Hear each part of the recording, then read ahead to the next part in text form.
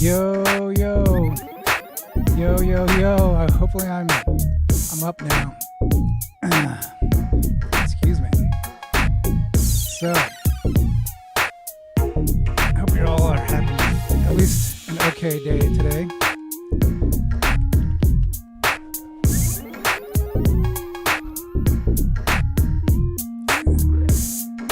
Ooh. I had a late night last night. Let me see if I can turn this down a little bit. There we go. Yeah, it was pretty late.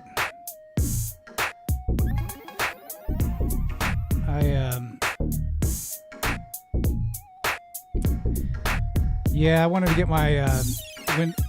get my PC onto Windows for gaming and stuff.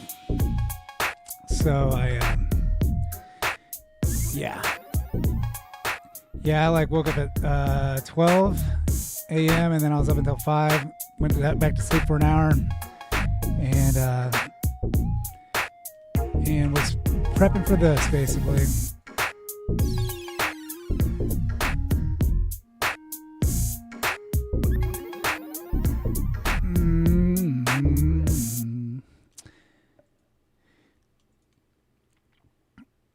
Actually, I'm going to put back on the music, but I'm going to turn it down. I need to get like a music playlist here.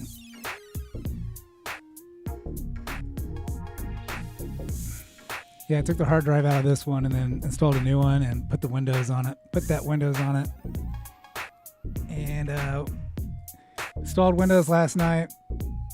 Put it on my, installed Windows last night just to make sure I had it installed and everything. I was thinking about playing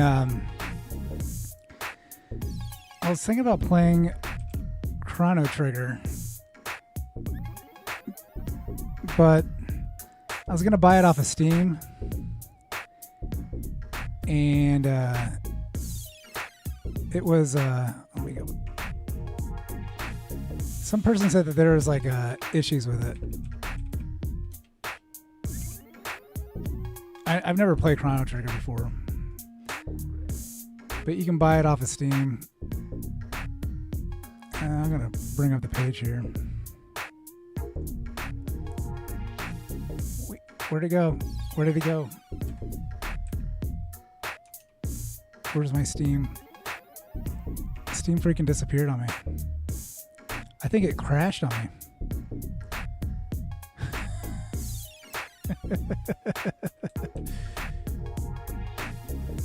Let's pin this. Okay, Chrono Trigger.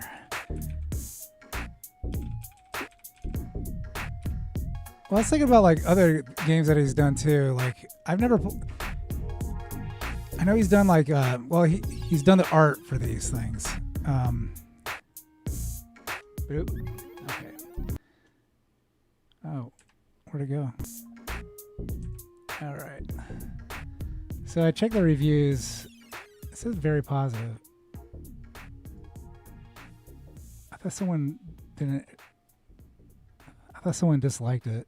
The original SNES and the NDS release, possibly other console versions as well, but I can't speak for them as masterpieces, but I cannot recommend the Windows release at all.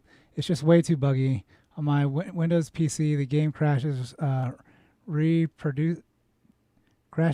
reproducible every single time after fighting the Mammon machine, so I cannot complete the game on that system. On Steam Deck, using the same sync save, it doesn't experience that specific crash, but there are so many random ones. Especially during cutscenes. So, yeah, I don't know if anybody else have. So he's played 21.7 hours of this game. This person played 33.2. 0.1. Edited after beating normal. It's classic.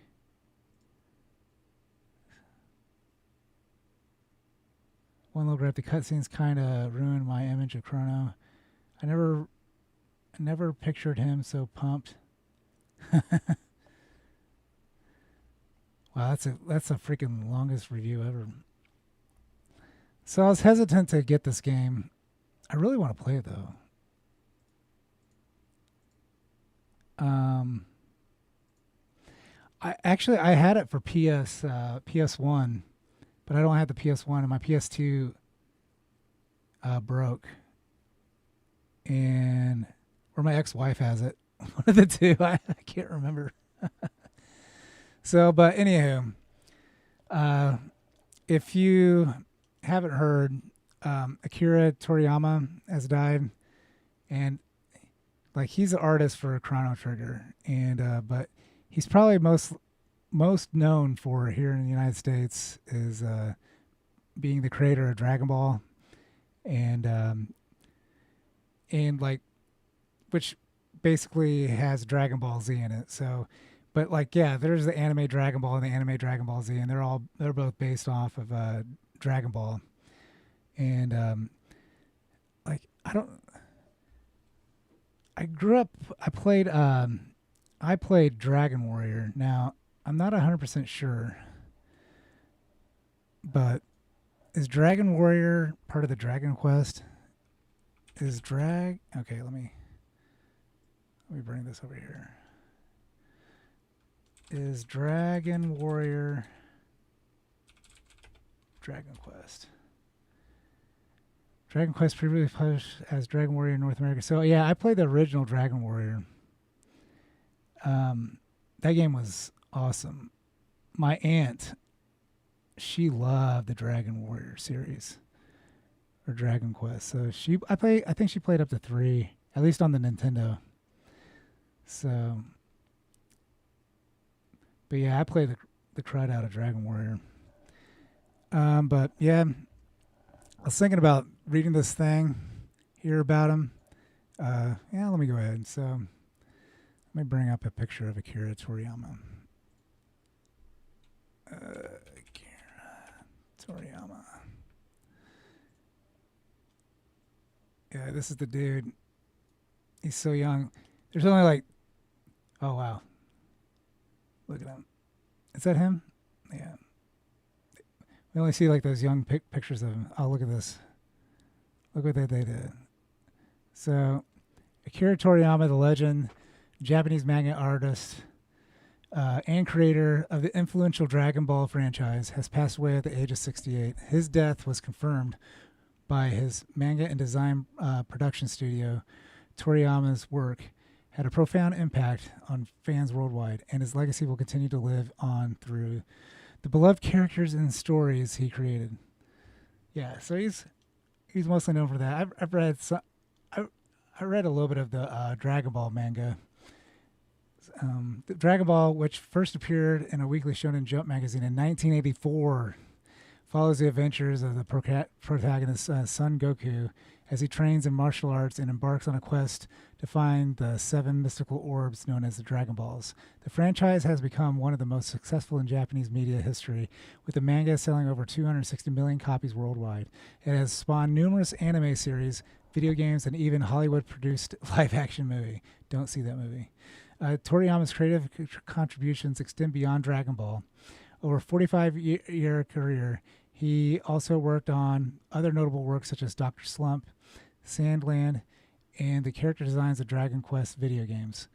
His ability to make manga enjoyable for both children and adults left a lasting impact on the industry, inspiring fellow artists and readers alike.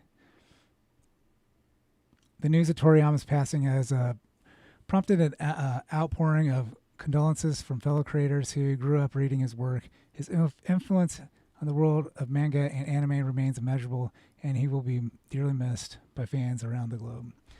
So yeah, I started watching Dragon Ball like in high school, and we didn't have cable television, but my friend had cable television, and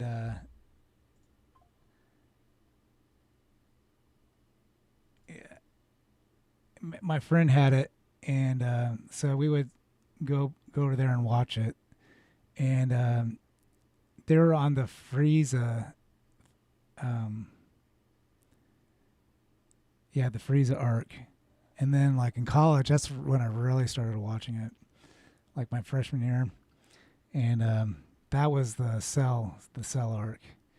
So I didn't really. They played the crap out of that like on Cartoon Network, and I'm trying to think. Like I didn't really see much.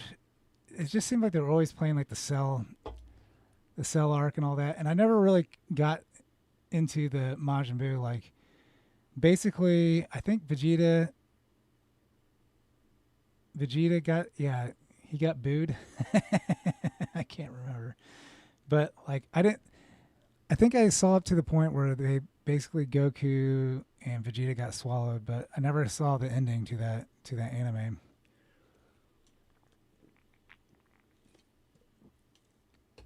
But I played the games that I played that he did the character design was Dragon Warrior and Chrono Cross, and I was watching this Chrono Cross like opening. I wonder if I can find that. And it was like almost brought tears to my eyes a little while ago. So we do the let's look up Chrono Cross. No, just go to YouTube.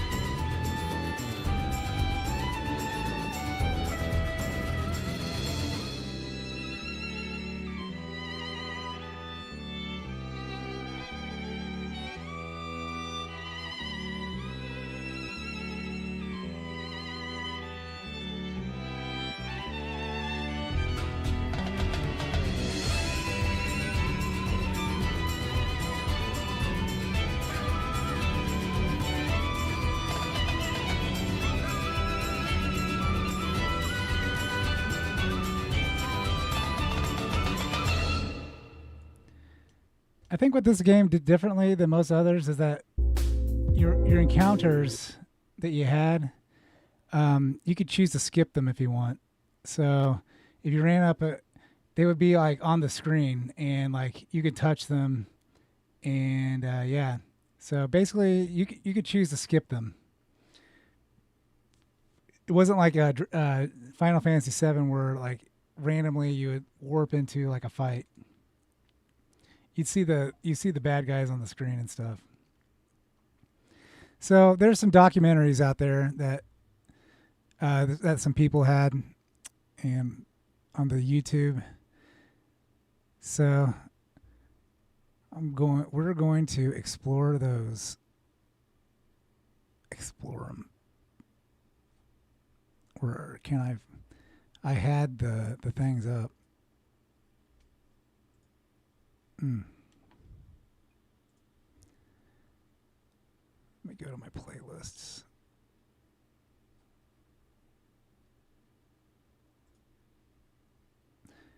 Do.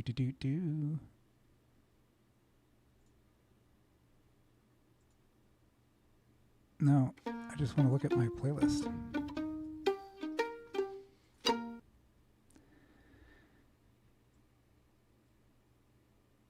Okay.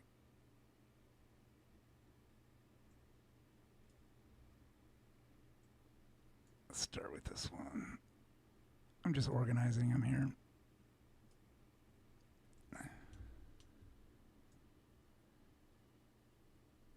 Do. 今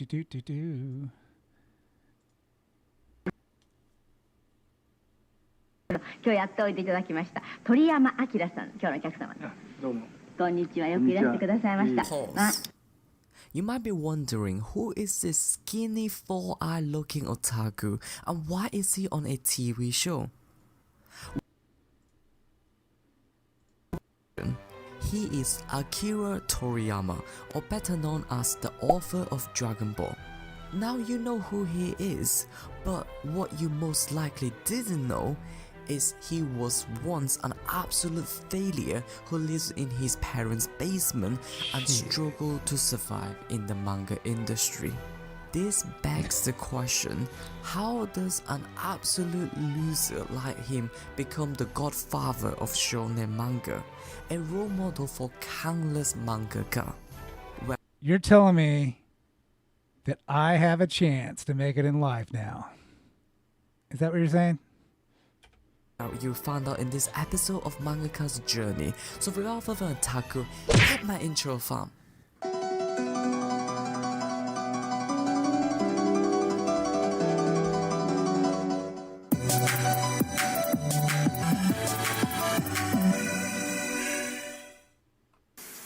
Before I begin today's video, I just want to get something out of my chest. Recently, a role model that I look up to a lot have unfortunately passed away in a helicopter crash. Rest in peace, Kobe, Gigi, and the companion. I don't know what to say as the news still seems surreal to me. But in the honor of Kobe Bryant and to pay tribute to Kobe, I want to say thank you, Kobe, for your 20 years of excellence. And I will strive forward in my life, paying honor to the Mamba mentality. Thank you, Kobe. Hashtag Mambas out. The story begins on the 5th of April 1955. A young boy named Akira Toriyama was born in a small village within the Nagoya town and Aichi prefecture of Japan. A historically rich city that gave birth to many legends, include Oda Nobunaga, Toyotomi Hideyoshi, and it is well known for their delicious gourmet hitsumabushi. They're famous for their cars. Freshly grilled eel on rice. Ever since a really young age, Toriyama has a deep interest in drawing. He loves drawing anime, and manga as his hobby due to the lack of entertainment in a small village. His gift for art was quickly noticed by the teacher, and we often find him winning prizes at local art studios, such as his work on 101 Dalmatian. Speaking of entertainment, Toriyama loved watching anime and Disney movie during his childhood. Two of the most prominent influences include Astro Boy by Osamu Tezuka and 101 Dalmatian by Walt Disney. These two animations have left a huge impact on Toriyama's heart. It has sparked his creativity, teaching him, I don't know, like, to me, like, if you're doing like a documentary or something like that on somebody, you probably shouldn't put like like sound effects in them. I don't know. That's just my opinion. Art is only limited by your imagination, and it has ignited his love towards animation. Following his passion towards art, Toriyama has landed a job on the advertising agency in Nagoya, designing posters for the company. After 3 years of high labor work, he had enough of this low-paying, high-intense, boring job, and he finally called it quits. Being a young adult in the early 20s, Toriyama knew he needs to find a job quick in order to survive in this harsh society. One day, fate being fate, Toriyama saw the prize money for the amateur monthly Young Jump manga contest. He jumped on that opportunity and submitted his first manga, Awara World, in 1977. He thought with his experience and years of drawing art would easily land him the top place, and it would be... Yeah, disclaimer, I didn't watch any of these before doing this, so yeah. I know it's taking a risk, but I shouldn't say anything. I only got like 800 subscribers. This guy has 5,000, so easy money. But he was completely wrong. The manga industry is a completely different beast, and he failed miserably. But a young 25-year-old mangaka editor named... Okay, is it just me? Okay, you see the blurred background? Like stuff like that, like sometimes sometimes it pops out of like the monitor. I don't know. Does that happen to anybody else? Yeah. Katsuhiko Torishima saw his work and wrote him an encouragement letter, pushing him to continue drawing manga. Little did they know, this encounter would later yield multiple masterpieces and change the landscape of the manga industry forever. Coca-Cola. The following year, Toriyama tried his luck again with Mysterious Rain Jack for the monthly Young Jump Award, but he I wasn't took even born another then. L. However, he has used these two failures as learning experience, and the help from Katsuhiko, who later became his editor. Toriyama have finally been able to come up with Wonder Island as his debut manga on Shonen Jump in 1978. The manga centers around World War II pirate getting stuck on Wonder Island for 35 years and his journey in returning to Japan. It is a comedic manga with many sitcom jokes, and it was quite well received as a one-shot. Following the success with Wonder Island, Toriyama finally had a small bite of success, and That's a good wife right there. To yeah, encouraging her husband to go to make the money. have more. It reminds me of if you ever have the chance, watch like the Jeff Foxworthy documentary. I think he made it himself, or like not him, but like, you know, it was like he probably like funded it and produced it or something like that. But yeah, talk like the beginning, like with his wife in his stand-up comedy, like she supported him like all the way. And yeah, we wouldn't have Jeff Foxworthy if it wasn't for his wife. He published Wonder Island 2 in 1978. He then followed up with Today's Highlight Island and Tomato Girl Detective in the following year, 1979. Many suspect the inspiration for a female protagonist for Tomato Girl Detective from the work of Urusei Yatsura by Romiko Takahashi, but unfortunately none of these yield any. We should bring those glasses back. I tried to rewind it. Good result.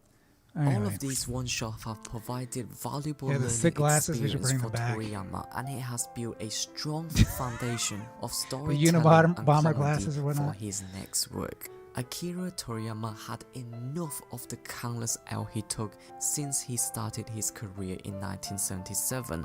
He spent countless of hours honing his craft. The 1980s, 1970s, 1980s, and even like early 90s, like they have that look. There's like a certain style. For an industry that has yet to give him any opportunity and chance for the last 4 years. He has been living in his parents' house as a broke adult in his 20s, chasing his dream like a true entrepreneur, believing deep inside his heart that one day he will make it, having faith that his manga will entertain millions of people, and that determination and will of never giving up has finally allowed the god of manga to give him a chance. So what is ClickUp? ClickUp is an all-in-one productivity software where you can manage Yeah, I should do like what Henya does. Henya has, she subscribed. She has that premium. The year is 1980, 4 years after his initial start in the manga career. Akira Toriyama finally got his chance to serialize with Dr. Slump. This manga centers around the humorous journey between the little android robotic lolly Aralel and her mad scientist creator Senbei in the bizarre penguin village. The series is extremely well received since day one, debuted as the number 2 place in the magazine's reader popularity vote. Dr. Slump has many sitcom that theme with sexual innuendos and many jokes. No, like literally. Toriyama just drew some poo-poo and made jokes out of that. This is so popular it inspires the creation of the poo emoji that we use a lot when we have some spicy, dirty curry takeaway. One of the core themes in Dr. Slump is its unique creativity. Toriyama drew anything he can think of, stretching the limit of imagination. You want Kamehameha on the mouth? Here you go. You want aliens? Here you go. You want time traveler? Take it, mate. Oh, you want some parodies on top of that? We got you covered.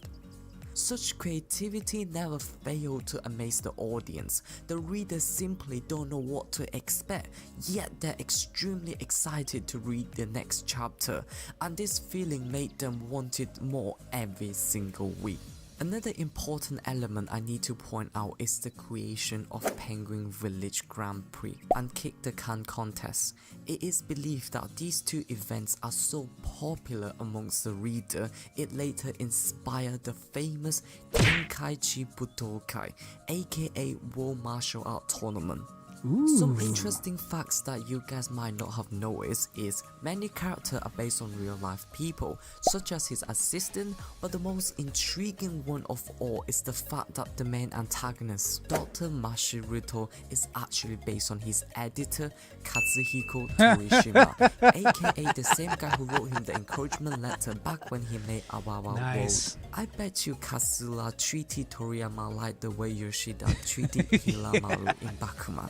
The comedic element plus creative imagination mixed with unique events and interesting character design with a touch of American West Coast theme made Dr. Slump extremely popular in the Shonen Jump magazine. The manga is so successful it landed Toriyama the Shogakukan Award for the best shonen and shoujo manga in 1981. The following year, Toriyama married the love of his life, Yoshimi Kato, in 1982, a fellow female mangaka under the pen name Nachi Mikami. She often helped Toriyama out when he struggles to meet the 7-day deadline. The reason behind this is Akira Toriyama does everything himself in a short weekly basis. Oh, really? Although Dr. Slump is extremely popular, Toriyama is still a broke mangaka who lives with his parents at home and barely managed to make ends meet. Hence, he doesn't have spare money to hire assistant, and he has to do everything himself until he starts making money later on his career. He basically produced the whole manga by himself in a tight weekly time frame, and he continued with this madness until he formed the Bird Studio in 1983. This is absolutely f***ing ridiculous. Toriyama is nuts for that. To give some context, Oda, the author of One Piece, have around 5 assistants that help him on the background, and Toriyama on the flip side does everything himself. What a f***ing legend, man. This is the definition of real entrepreneur, like Bill Gates making Microsoft in his basement back in the day, and people who just grind through struggle for the dream of one day becoming successful. The popularity of Dr. Slump reached a whole new level when the anime aired from 1981 to 1985. It was so popular that Toei Animation later remastered it in 1997. You might be wondering how popular is Dr. Slump. To give some context and number, the anime has a ridiculous 36.9% average household rating, and one episode in 16th of December 1981 made history with one of the highest single anime episode rating. It is still the third most watched anime in history. A rating that is so ridiculous that no other shonen anime has ever come close to. There is no endless festival, and the popularity of Dr. Slump has decreased over time. By 1984, Toriyama wants to place a full stop to the series, but he has faced with many opposition from the Shonen Jump magazine as they want to keep the popular series going. In the end, Toriyama managed to persuade them to allow him to end the show in 1984, but that comes the animation with a price, under a condition, and that is for Toriyama to create the next big hit within 3 months. And that is extremely difficult for any mangaka to do that, considering the achievement of Dr. Slump. During the 4-year run, Dr. Slump had managed to defeat many legendary shows like the helmet. like Cat's Eyes and Captain Tsubasa to become the #1 in Shonen Jump magazine. No one has ever thought that a broke 20-year-old with a unique art style who got rejected countless amount of time would Is that actually him eventually drawing? become the best manga artist in the Shonen Jump magazine with a comedy He's a lefty. manga. That is. Not Oh, even the drawing. Toriyama himself would believe that.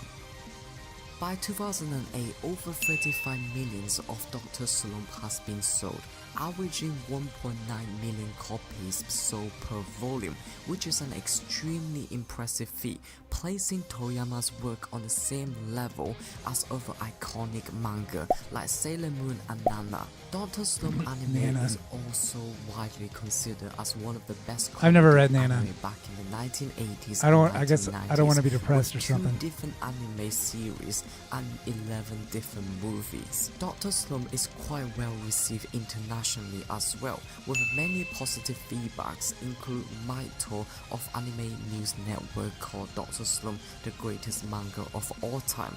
And the best part is that it's just the beginning of Toriyama's legacy. You might be wondering, how the heck can he get better? He's already the iconic mangaka of Japan, and he's also the #1 manga artist of Shonen Jump magazine already. Well, you'll find out next time.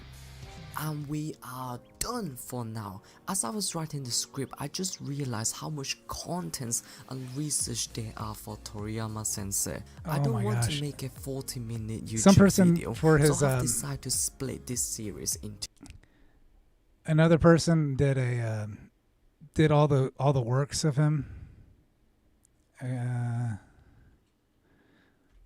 Wrong keyboard.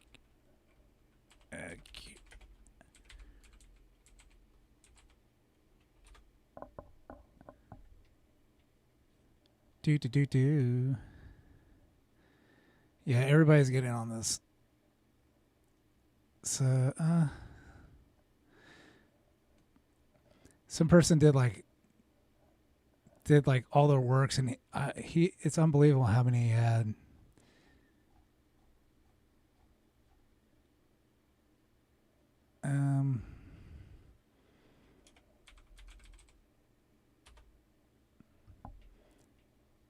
It's probably in my I know it's in my history, so I'm gonna go my history.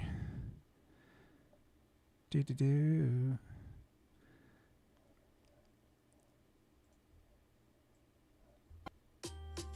Oh, crud. Searching lower prices and brands you love on the shelves. Commercials. Skip the commercials. Rishady, Akira Toriyama dies, the cartel declares 1 month mourning, and crime rate drops to 0. Video games. Yeah, you're talking about his video games. Yeah, I played a couple of his video games. Well, not his video games. They were Here's one.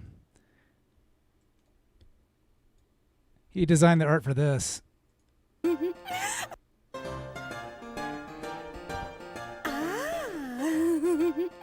Bonjour, handsome. Can I interest you in the, how can I say, poof poof? Gotta get that poof poof puff It puff. feels so good. Ooh. This way, I show you a good time. Toriyama loved his job so much that Dragon Quest was his love child. Yeah. Oui, just relax. I played Dragon Warrior. And let it all hang out. And I played Chrono Cross. Oh, I was thinking about playing Chrono Trigger today, and but but you will have twice the fun with the eyes. I wasn't sure. I wasn't sure how well the Steam version would play. Oh, brace yourself. Here it comes. Poof, poof.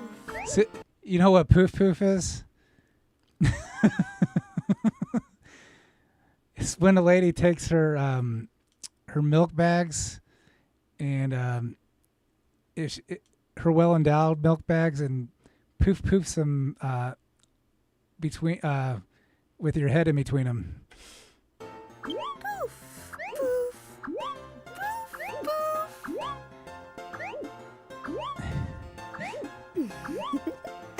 Have you ever felt a pair as warm and soft as mine? Oh, just relax and enjoy. I don't know why they don't. Oh, this one they show it. Voila, le poof poof. She uses slimes instead.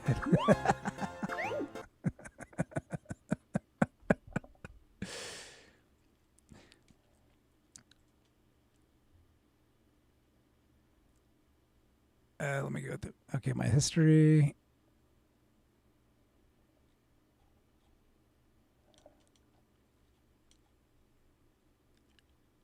I was looking that up before it's odd because I was looking that up before I found out he died. It came to my mind for some odd reason.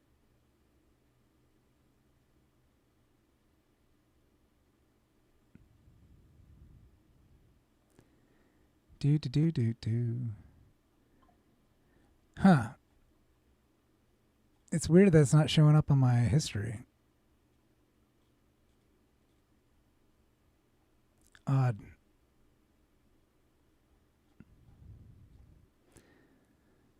Oh, yes, the Lumi special, a Russian.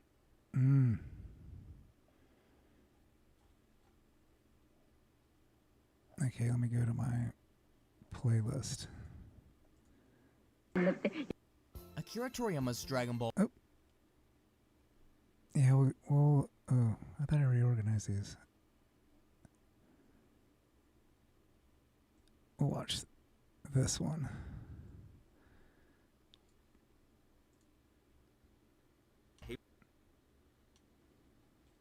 Nope.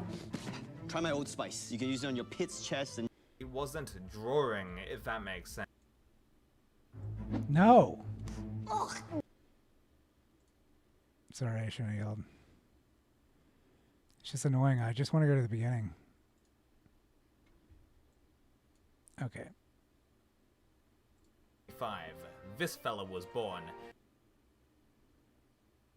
Made him stand out, but he also became arguably the biggest manga artist in the world.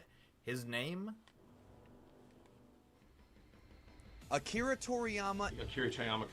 His name ... Akira Toriyama. Akira Toriyama. Akira Toriyama. Akira Toriyama. Sir, Akira Toriyama. Toriyama Akira-san.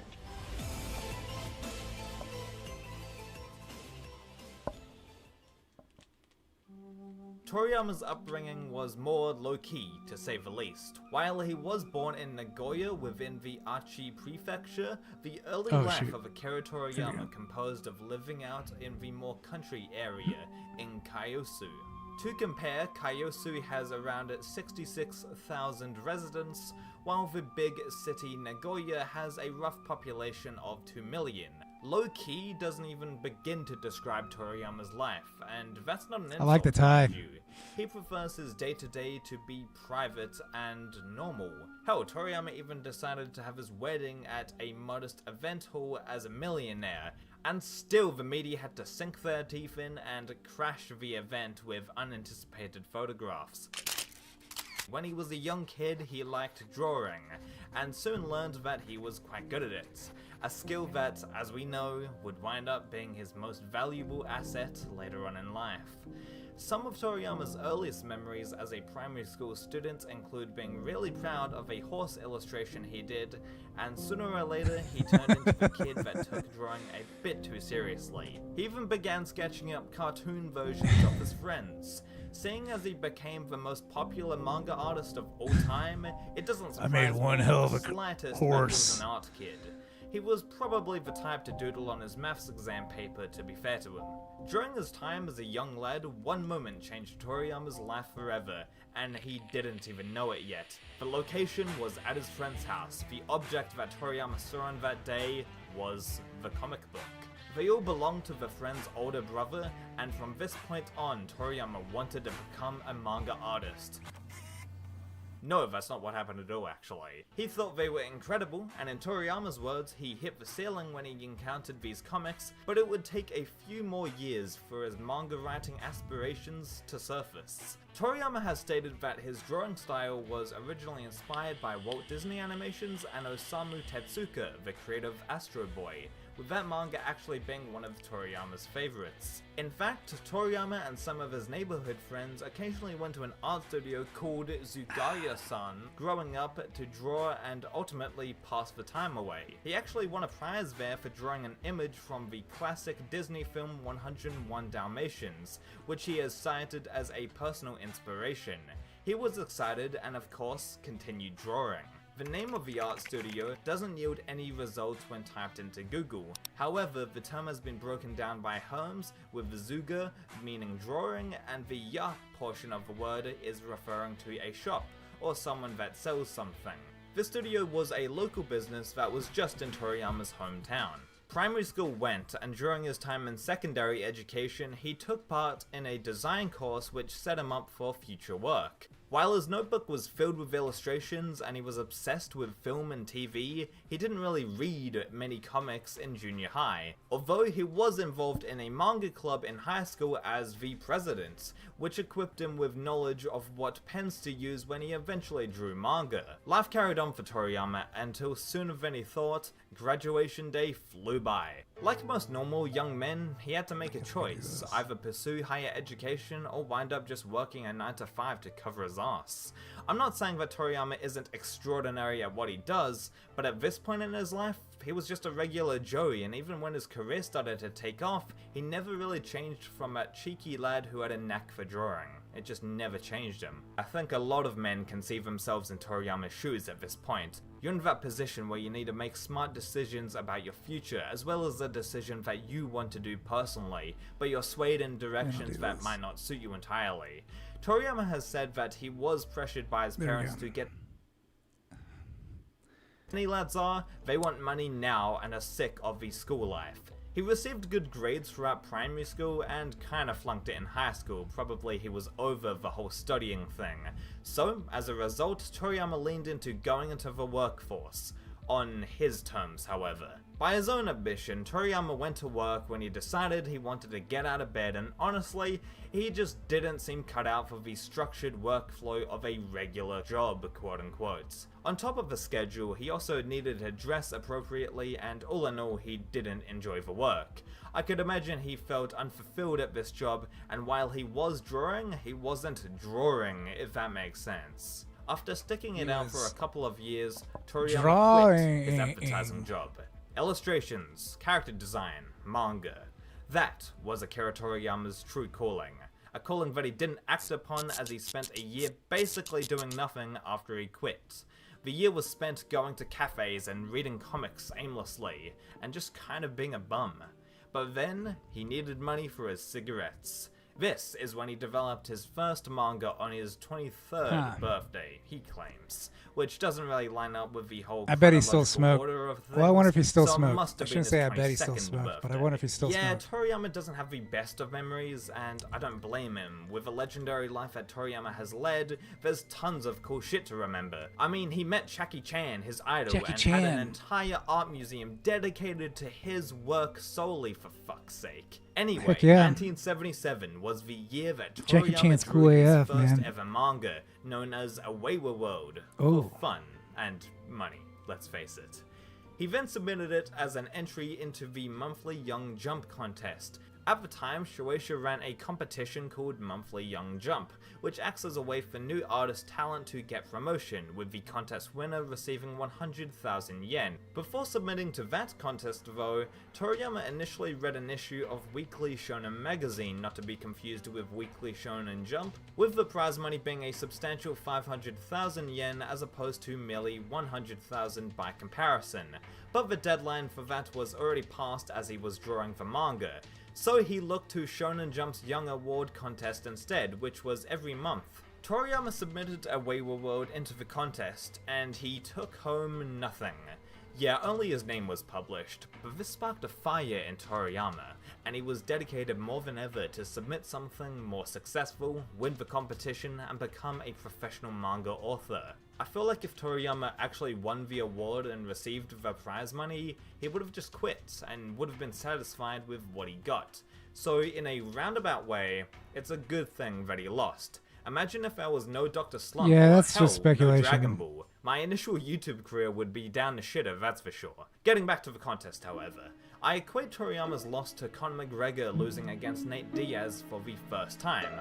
After which, an urge to prove who was the best began, and only after defeat, they achieved their dreams. One aspect about A Wayward World that makes it fascinating is how Eastern and Western characters meet as two different worldviews collide. This one-shot manga perfectly displays Akira Toriyama's fundamental writing habits, taking aspects from multiple cultures and throwing them into one work. In this case, it is the inclusion of samurai and superhero archetypes as main characters. Even though this manga achieves the theme in quite a basic way, it does lay the groundwork for future manga written by Akira Toriyama. A Wayward World is like if I drew a picture of Superman and Astro Boy together. Yes, it's cool to have characters from two completely opposite worlds come together, but all in all, it's not that impressive. Now, if I designed an entirely original character using combined elements from Eastern and Western culture, that is exponentially more creative. That second example is Dragon Ball in a nutshell. No wonder the series was so successful worldwide. It harnesses tropes, philosophies, martial arts techniques, character designs, stereotypes, and stories that every culture can understand on a universal level. So, A Wayward World tells us that Toriyama likes playing with different cultures and mixing them. Toriyama has admitted before that he hates losing, and that's all evident when he submitted Mysterious Rain Jack into Monthly Young Jump the following year. For those who want to seek out A Wayward World and Mysterious Rain Jack, they are unfortunately incredibly rare to find in full, as they were never properly published at all. The only place where they were actually released were in multiple issues of an old Toriyama fan club newsletter called Birdland Press. There are copies of Birdland Press magazines floating around out there, but they are going for outrageous prices in online auctions. So it is possible to get a hold of A Wayward World and Mysterious Rain Jack, but the ends really don't justify the means here. The That's only your other opinion way to too, see the buddy. manga is through the 1993 Akira Toriyama exhibition book, in which there are only a couple of pages to check out, rather than the full manga. To clarify further, this exhibition book were one of multiple given out during the Akira Toriyama art exhibits. Yeah, I'm not kidding. Dude, that machine In the looks early awesome. 90s, Toriyama was so immensely popular and resonated with everyone that his artwork was shown in numerous art museums around Japan. Ironically, the first manga artist in history that was this notable was Osamu Tezuka, who, as documented earlier, is one of Toriyama's key inspirations. After Mysterious Rain Jack was submitted, it fared much better compared to his previous manga work. In fact, it was a finalist, but it still didn't win the contest. The one-shot was actually disqualified due to it being a parody on a licensed property, that being Star Wars. Although this is when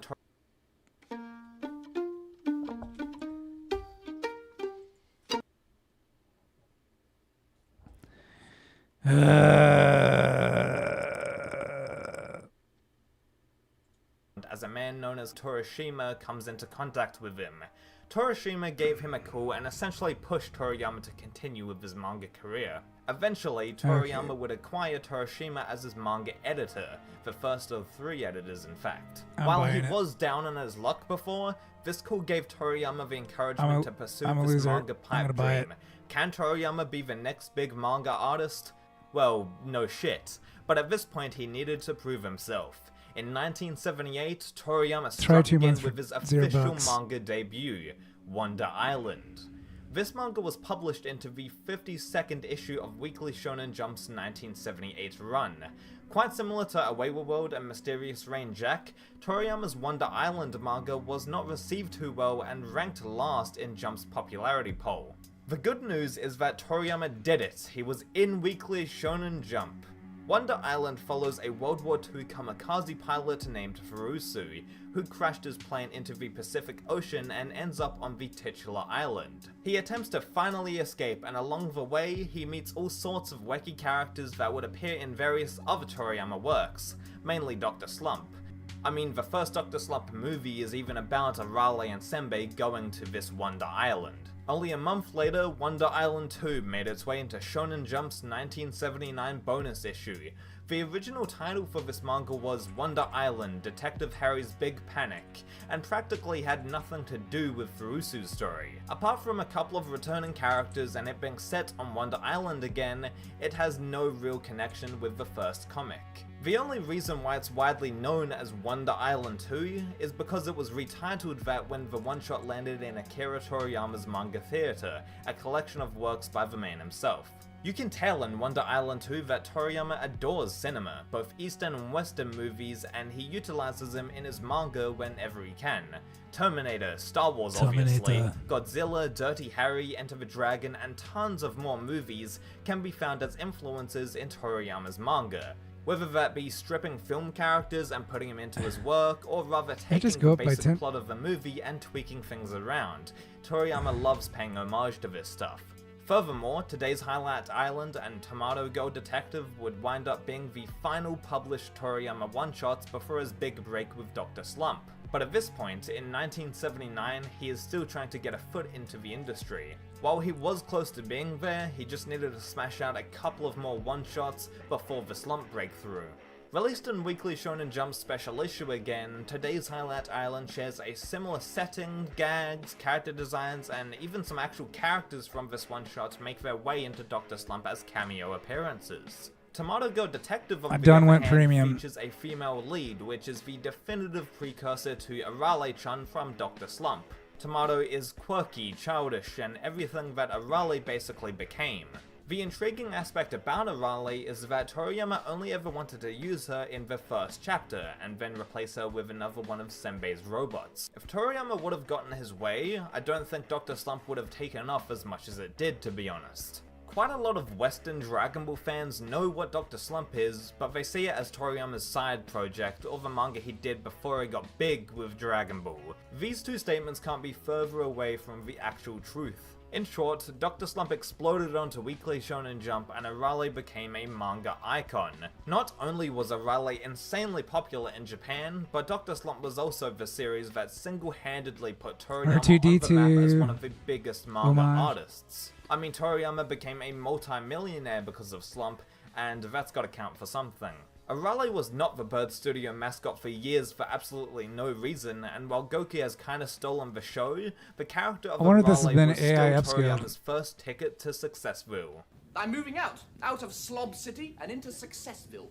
It was no wonder why the editorial department wanted Arale as the main character. She steals every scene, well, panel that she's in. Aside from the immense success that Toriyama was having with Dr. Slump, his personal life would also face a drastic change, for the better.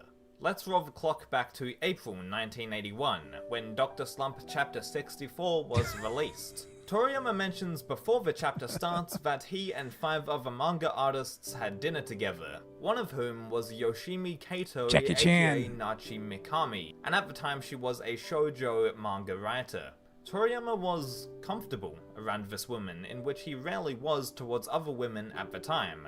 Toriyama hit it off with her because of this and eventually got engaged in October 1981. Toriyama's wife seemed like a crucial component of his work life at the time when working on Slump. She would help out on the manga with Toriyama and his assistant, and also helped with keeping the household intact. In similar fashion to how Senbei Norimaki from Dr. Slump married the love of his life, Toriyama did the same in 1982. Anyway, Toriyama continued with Dr. Year I was Slump's born. run while penning a steady stream of one-shot works as well. It seemed like Toriyama was on another level compared to other manga artists, which he kind of was. After Torishima suggested to try writing a kung fu action manga after Dr. Slump, Toriyama created 2 kung fu one-shots which became the blueprint for Dragon Ball. They are Dragon Boy and The Adventures of Tong Pu, respectively. The reason why Torishima discussed the idea with him is because Toriyama admitted that he adored Drunken Master and other such martial arts movies. The characters in Dragon Boy are direct precursors Drunken to the Master's ones found good. in Dragon Ball. Tang Tong is clearly Goku, as even both of their names derive from the Chinese culture. Tang Tong literally translates to China Boy. Additionally, the master from Dragon Boy is Roshi and the princess is essentially Bulma. Even the story beats are mostly similar. A boy training out in the wilderness, a martial arts master riding a cloud and holding a staff, boy meets girl, boy is naive about females, boy touches girl's body part in a comedic manner, the pair travels to a specific point using modern vehicles in a Chinese ancient setting, there's artifacts that make a dragon appear, during their journey the pair encounter a monster that Tang Tong must defeat, and we find out that he has a surprise transformation all along. Damn! While Dragon Ball was initially semi-based on Journey to the West, Torishima has said that the influence came later on in Dragon Ball's development. Although Dragon Boy did not have any Journey to the West influence, it still seems deeply rooted in Chinese culture. The second part of Dragon Boy continues the storyline established, with Tang Tong and the princess flying towards their destination. Tang Tong and the princess have something to eat in order to get his strength back. Goku. As the manga wraps up, more details that Dragon Ball uses are apparent. There's a shapeshifter creature who is basically Gohan, and the final monster Tang Tong faces is a hybrid of this and this. A couple of months passed with Toriyama still working on Slump throughout 1983. I have to check out that manga. With the second kung fu manga short, The Adventures of Tong Pu. In fact, this is Toriyama's final one-shot until he started work on Dragon Ball. Along with Tong Pu's face looking remarkably like Goku's final design, this manga introduces the fish-out-of-water element that Dragon Ball has, a similar boy-girl dynamic to Goku and Bulma, capsules that make items appear, etc. Also, how Tong Pu is sent out to investigate alien planets is practically identical to Goku being sent out to destroy Earth, although that concept wasn't in Toriyama's mind until way later on in Dragon Ball. Even after Tong Pu and Dragon Boy were put out in Weekly Shonen Jump and Monthly Fresh Jump respectively, Toriyama still created many sketch images before Dragon Ball. These were shown off in Birdland Press, the Toriyama magazine talked about previously. Around January 1984, Toriyama came up with the concept for the manga serial after Dr. Slump. At this point, it would be heavily based on Journey to the West. The first sketch draft of the main characters was certainly more Journey to the West than Dragon Ball, if I do say so myself. The response from Toriyama's wife was not particularly positive, so he went back to the drawing board, quite literally. The next character draft Toriyama created looks way more like the characters we see in the Dragon Ball manga today. Bulma clearly needed a bit more revision, but Goku seems pretty much how he is in the manga. Along with the second draft sketches, Toriyama developed the story into basically what we know today. Toriyama created the character names I gotta also, finish that, which Pinshu was changed to Bulma and Oolong became Oolong. Between the months of May to October, Toriyama concluded both his long-running Dr. Slump manga, as well as the second drafts of Dragon Ball. At last, this kung fu manga phenomenon was about to be released in Weekly Shonen Jump. Akira Toriyama began the serialization of Dragon Ball in November 1984, and it reached its final chapter 11 years later. In the years beyond, we would see countless video games, merchandise, several Dragon Ball spin-off manga, and even a slew of new anime series. But you already knew that. Today we have embarked on what made Toriyama tick and how he got started developing his drawing abilities at school, to working at a mundane advertising job, to slowly becoming one of the most influential artists in the modern manga era. This has been the origins of Akira Toriyama.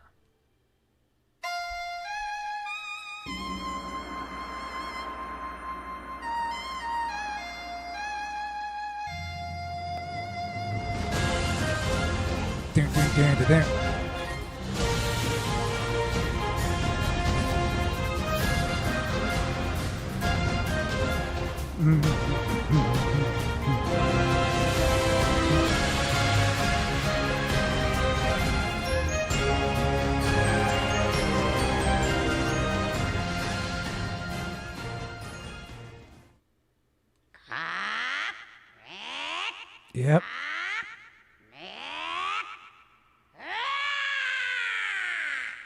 I should, yeah. 今までなんかお顔を見せてくださらなかったんですけど、今日やっておいて。What was that? I think we already watched that. Did we watch this too? I watched it. I think we're gonna watch these. Wait a second. I'll move these to the top. And then we're going to watch these two. Akira Toriyama's Dragon Ball is renowned Come on. a series of all time. The series is now over 35 years old and has remained a part of popular culture, an adventure for everyone striving to better themselves. In 1984, Akira Toriyama finished his biggest and most successful work at the time, Dr. Slump. What he did not know was that the success he had with Aurelia and her friends would pale in comparison to his next work. But why did Toriyama create Dragon Ball? It was nearing the end of Dr. Slump. What's going on with the sound? To end it soon. He was told that he could end it only if he would have something new to serialize within 3 months. What I'm going to do is reload this. Still I just got premium. I'm going to reload this. Close all of these. Bring back up the YouTube. I'm doing this off camera. Quote unquote off camera.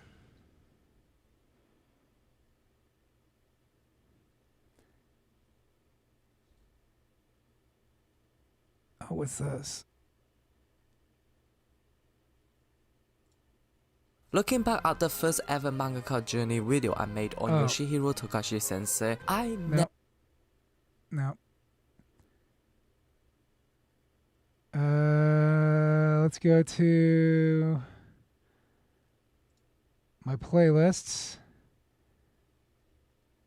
There we go. And then, Yeah. Here we go. Of Dr. Slump, the then 20. Akira Toriyama's Dragon Ball is renowned across the globe as one of the. What the hell is going on with this audio? The series is now over 35 years old and has remained a part of popular culture, an adventure for everyone striving to better themselves. In 1984, Akira Toriyama finished his biggest and most successful work at the time, Dr. Slump. What he did not know was that the success he had with Aurelia and her friends would pale in comparison to his next work. But why did Toriyama create Dragon Ball? In 1983, Toriyama knew that he was nearing the end of Dr. Slump. Wanting to end it soon, he was told that he could end it only if he would have something new to serialize within 3 months. And still during publication of Dr. Bro could have just quit. Slump, the then 28-year-old Akira Toriyama spent the time thinking about what to create next. He ended up in many meetings with his editor at the time, Kazuhiko Toriyama. Toriyama was obsessed with martial arts films, and in particular Jackie Chan's Drunken Master. He mentioned this to Toriyama, who told him to give kung fu action manga a try. The stubborn mangaka refused, explaining that the things I like and the things I want to draw are different, so I don't want to.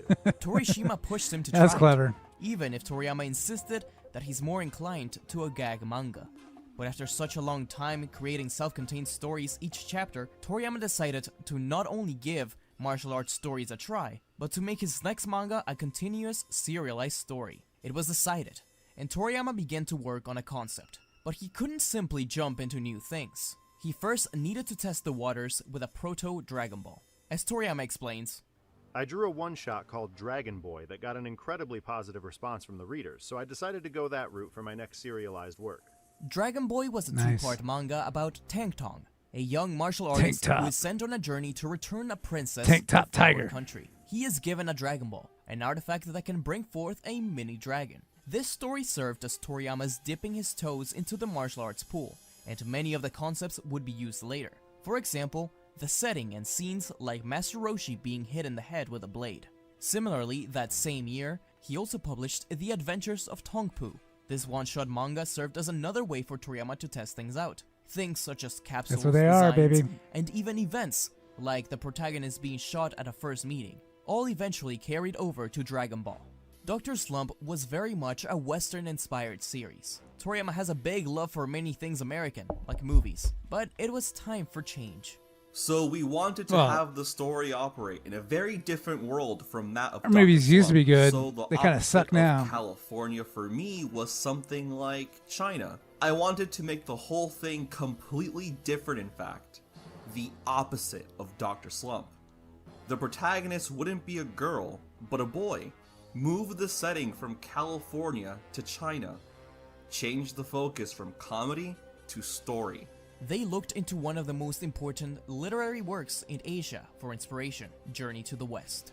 Journey to the West is a Chinese novel from 1592 that features the Monkey King Sun Wukong. Toriyama explained that after Dragon Boy was successful, he decided that Journey to the West would give the story a good structure, as they could use stuff like the magic cloud and staff. And because this was an uncommon subject for manga at the time, this would make them stand out. But Toriyama took the suggestion of Journey to the West a little too literal. He made the main character a literal monkey, and a lot of the elements from Journey to the West remained unaltered. For example, the pig from Journey to the West was intact. Meanwhile, the female companion was a cowgirl. And in some iterations of this early idea, the monkey rode on a rock. Regardless, there was something special brewing. But this was not it. Toriyama and even Toriyama's own wife thought it was too similar to Journey to the West, and rejected it. Toriyama thought that there needs to be a very Japanese women are the queen of the house. And let me tell you, you're not the king. You're not the king, but she's the queen. That's for real. That's for sure. Strong emotional connection from the reader to the protagonist, that they see themselves as that character. So, if the protagonist in Dragon Ball was a monkey, which was the original plan, then no one could relate to that. The flying rocket remained in the next iteration, but that was about it. The Monkey King was turned into a human with spiky hair, dressed as a schoolboy, while the cowgirl became a gun-wielding city girl. Pieces of Dragon Ball as we know it began to take shape. In particular, Goku looks almost as he will in the final draft. Toriyama was dead set on the name for the main character, Son Goku. One of the main problems with this draft was the fact that there was no edge to Goku, and he looked bland. I wanted him to have some kind of distinguishing characteristic. The protagonist in Dragon Boy had wings, so I wanted a distinguishing characteristic in that sense, where you could tell it was him just by looking. So I gave Goku a tail, so even if he was hidden behind a rock, if you could still see his tail, you'd know that it was Goku. Goku was Son Wukong, Bulma was Tripitaka, Oolong was Zhu Beiji, and Yamcha was Sha Wujing. Sorry for the mispronunciation. The parallels to Journey to the West were apparent, so those changes were necessary. Thus, Goku along with the main cast were finalized. There were very few changes between this art and the final version, In particular, Bulma was given her true name, based off of women's underwear, and made sexier to comply with the editor demands. The idea of the new versions for the Dragon Balls was also born around this time, though originally there were 8 rather than 7. According to Toriyama, he decided to subtract 1, because Nanso Satomi Hakeden, an epic Japanese story published from 1814 to 1842, had a story involving 8 beats. Though he was influenced by the story, he did not want it to be too similar. It is worth noting that Toriyama went on an unrelated trip to China with his wife during his break from writing manga, and he said that experience came in handy. Thus, on November 20th, Dragon Ball was born. It all began on Weekly Shonen Jump issue 51 from 1984. The first chapter was named Bulma and Son Goku. When it came time to select the voices for the cast, Toriyama had quite a say on a few characters. Masako Nozawa auditioned, and she was handpicked by the author. He has even said that whenever he sees Goku now, he hears Nozawa's voice. The only voice that was specified by him was Krillin, as Toriyama wanted him to be played by Mayumi Tanaka, and he got his wish. The anime began on the 26th of February, 1986, while the manga was 63 chapters in. The rest, as they say, is history. Toriyama would go on to have great success, in particular starting from the 21st Tenkaichi Budokai arc. But there is one more piece of the puzzle I wanted to mention. Dragon Ball wouldn't be the same without the most iconic technique, the Kamehameha. I believe Toriyama explained it best. I thought I'd see if I could express ki energy, which can't be seen with the naked eye, in a boys' magazine sort of way. When no one was around, I did a variety of boys' poses magazine, and you know what I'm saying? that looked cool, which was that pose. Incidentally, for the name Kamehameha, I was wondering whether there was a decent name along the lines of something something ha. Something something my wife ha. said as a joke, Kamehameha would be fine, wouldn't it? So I used it as is. Of course, it's taken from King Kamehameha of Hawaii. The manga lasted for 519 chapters until May 23rd, 1995, where Goku's story concluded in the pages of Weekly Shonen Jump number 25 of 1995. The final chapter was properly titled Bye Bye Dragon World. But that wasn't the end of Dragon Ball just yet. The anime would continue until January of next year, only to be renewed the next month with a TV original Dragon Ball GT, for which Toriyama made a lot of the designs for. Even after the anime ended, Dragon Ball lived on largely through video games and, sadly, a horrific live-action film by the name of Dragon Ball Evolution. Opinion. That's opinion. Greatest movie ever made. However, not everything was bad that came from the film. The disappointment in that movie prompted Toriyama to be more involved in the series, even helping in the creation and reworking of the then at the time in production Battle of Gods. This led to a resurgence of Dragon Ball that has lasted till this day, including things such as Jacko the Galactic Patrolman, Resurrection F, Broly, and the Dragon Ball Super anime and manga. Though Toriyama may not be drawing Dragon Ball anymore, he does help with ideas and designs for the Dragon Ball Super manga and anime, and has been mentoring the current artist of Dragon Ball, Toyotaro. TLDR, he really wanted to end Dr. Slump and was forced into martial arts manga. Nice. Don't forget to like, comment, and subscribe to Smugstick, unless you want to be destroyed. Smugstick. Well, thank you, Smugstick. But also, don't forget to click the bell icon to get notified when he uploads new videos. Okay.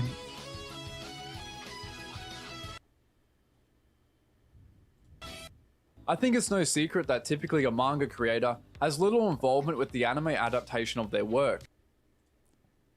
So this is Forgotten Toriyama Relics. plays within the Dragon Ball Z anime, and I'm sure many hardcore fans will have some level of knowledge in this area, but within the general fandom, I feel it's something that's very much overlooked. So join me today as we look over his involvement from the initial designs for massively popular characters like Broly to the creation of crickets. But before we get to that, I'll be doing a Q&A special. I can do a cricket sound.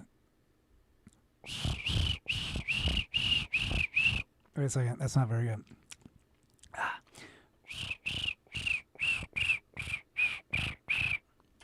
To celebrate the perfect, wasn't it? channel hitting 20k subs. I'll chuck up a post on Twitter with this title, and you can just leave your questions in the comments of that post, or if you're on Instagram, I'll also do a story Q&A and compile them together.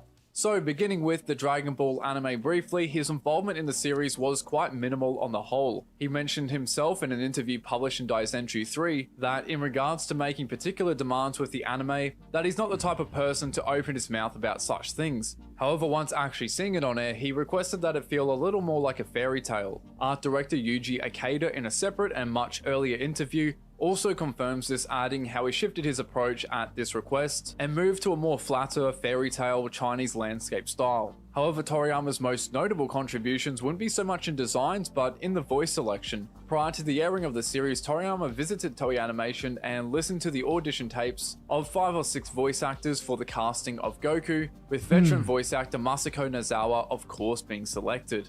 He also chose the voice actors for other main characters like Bulma by Hiromi Suru and Master Roshi by Kohei Miyauchi. And sometime later, after being impressed with the voice for the character Giovanni from Night on the Galaxy Railroad, he requested for Mayumi Tanaka to play Krillin.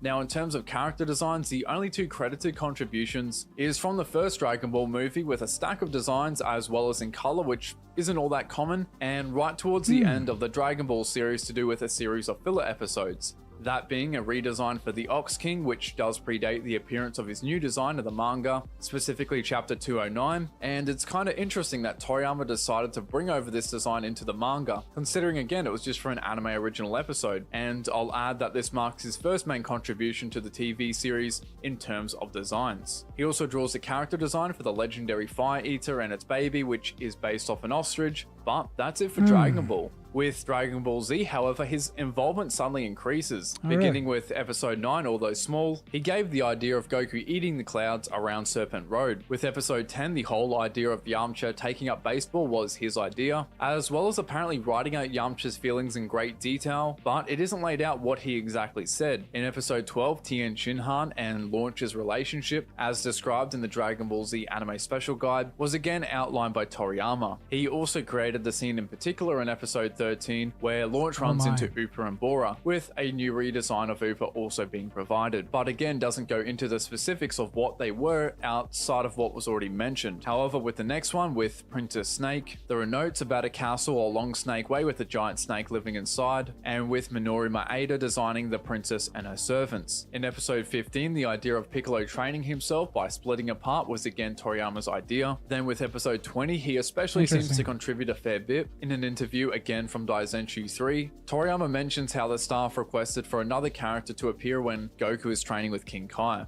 And this of course will be Gregory, with fairly detailed notes regarding how he would be part of Goku's initial training before King Kai would personally train him, as well as the way he talks, the role he plays with King Kai, his speed, and how he glows when he goes fast, etc. And his character sheet is well laid out with a variety of angles and a size chart. This episode would also feature the Saiyan and Tafel or Saphirian backstory, going into detail about the 2 races inhabiting planet Plant, and how the majority of the population of the planet were Tafels, and how their advantage was in technology rather than physical size, etc. There would also be a draft provided of how both races looked, serving as a basis for a lot of the other unnamed anime characters designed for the 2 races. And moving on a little, when it came to the Cybermen, there were again detailed notes provided about how they were created using biotechnology by Saiyan scientists, that they had quite high battle power, and seems to suggest them putting on some sort of demonstration. Now, what's interesting is how involved he was with the anime for just this arc. Like I showed before, his involvement prior in the original Dragon Ball anime in terms of design and plot outlines was almost non-existent. And this again becomes a theme in the following arcs, with his overall involvement being scaled back. My only explanation as to why this particular arc saw such an increase was in relation to what I discussed in the last video about the creation of Dragon Ball Z and how his editor, Kazuhiko Torishima, essentially was unhappy with the direction the producer had taken the Dragon Ball anime and wanted to reboot it with the goal to bring it more in line with the tone of the manga, and had one of the producers replaced, as well as bringing back scriptwriter Takao Koyama on the show. And so when it came to Dragon Ball Z, the 2 of them probably felt one way of achieving achieving that goal was by involving the original creator in more of the decision making within the anime side of the story. This would also explain why Toriyama didn't contribute any backstories or new anime exclusive designs, with exception to one movie, until the final portion of the Dragon Ball anime, as the scriptwriter for all those episodes, with exception to one in that final mini filler arc, would just happen to be Takao Koyama, which makes me lean to the possibility that it was more so his decision making than Morishita's that brought an increase to... I don't know about you guys, but I'm just like, the video running on the right is like completely distracting me from what he's talking about. Toriyama's involvement in Dragon Ball Z. But moving on though to what he did contribute in the coming arcs, in the Frieza arc specifically, he did a design for King Vegeta, however, strangely just a headshot.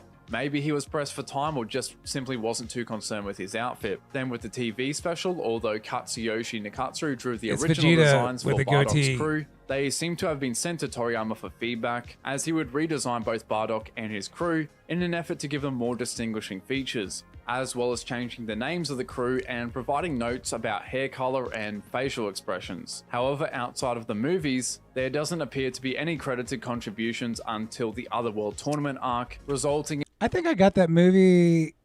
I might have that movie on VHS. I don't remember. I have like the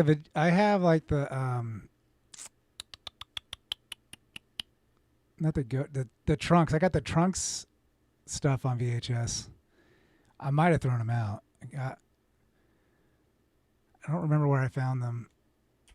In him introducing quite a bit of new lore, as he would draw a map of the Dragon Ball cosmos, introduce there being 4 regular Kais and a Grand Kai who sits over them, as well as details about there being an airport to heaven, and to arrive there you have to go by plane. And it seems this map was actually incorporated directly into episode 195, as well as including the airport to heaven. Again, somewhat like the Ox King's redesign, however on a much larger scale. This is another case of new information being provided in the anime before actually appearing in the manga. Furthermore, the design for the Grand Kai was also by Toriyama with several of his outfits, and naturally he also provided a design for the main protagonist of this mini arc, Paikon. Although what's interesting is that the South Kai, despite not being officially credited to Toriyama, not only makes a brief appearance in the manga, but he's drawn with the exact same design from the anime. Now, you do have one instance prior of an anime only character making an appearance in the manga, however it was Toriyama's redesigned version of course. But even so, I can't help but wonder if Toriyama also provided the design for him but the other 2 Kais as well. It certainly wouldn't be unexpected considering he had already drawn the Grand Kai,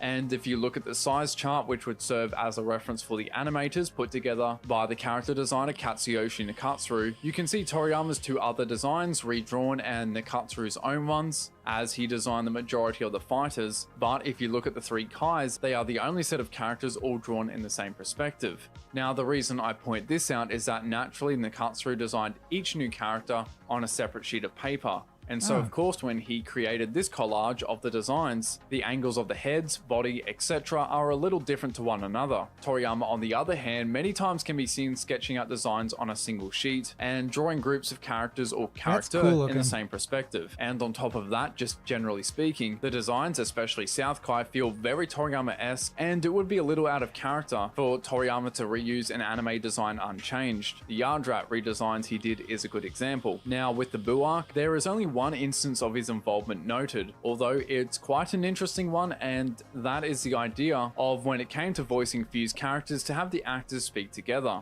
For whatever reason though, that's all he apparently contributed to the anime in that arc.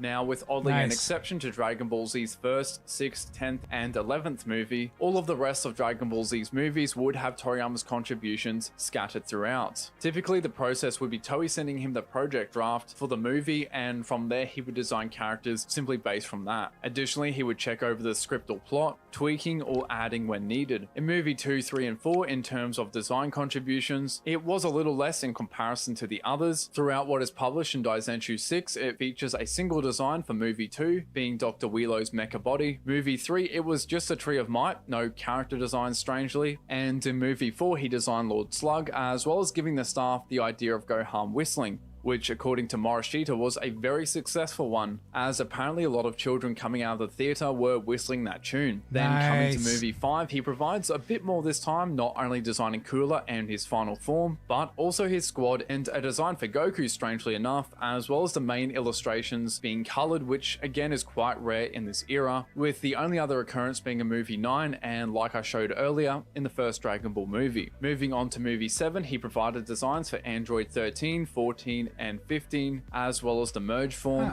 In movie 8, he provided a design for Broly in his base form, that suppressed version, and his legendary Super Saiyan form, which Broly, for whatever reason are just headshots. Still, he adds some notes about an option for a tail, and for the bands around his body to be destroyed when he transforms. For movie 9, like I mentioned, you get full color illustrations, again with Toriyama not only designing the main villain but the henchmen as well. For movie 12, he doesn't contribute any original designs like before, rather it was Tadayoshi Yamamuro handling that area. However, Yamamuro does mention in an interview from 2010 that he sent his rough draft of Janemba to Toriyama, and apparently he did make some alterations, with his version becoming the final. Although in early promo art there was a blue version of Janemba featured, and his design looked ever so slightly different, so perhaps that was Yamamuro's original version, although there's no solid evidence that it is. Now in movie 13, surprisingly, Toriyama had no hand in designing the main villain, rather it was in reverse this time, with him illustrating the guest characters, that being of course Tapion and his brother, as well as tweaking the names. And a year after the release of movie 13 came Dragon Ball Path to Power, created to commemorate the 10th anniversary of the original Dragon Ball anime. This time he provided a stack of redesigns with quite a variety of alterations, even changing the race of some characters. But overall, that is all of Toriyama's contributions to the anime, or at least what's being released in guidebooks or art books. I have no doubt that there is more. It seems odd that there was nothing else outside of what I discussed in the Freezer, Artificial Humans, and Buu arc, and an example of information sitting outside of guidebooks is like that detail about Toriyama giving the idea of the whistling scene, which was sourced from an interview, as well as the detail about Toriyama redesigning Janemba. So I have no doubt that there will be some unreleased sketches pop up one day, or perhaps something will be hinted at in a future interview. Guess we'll just have to wait and see.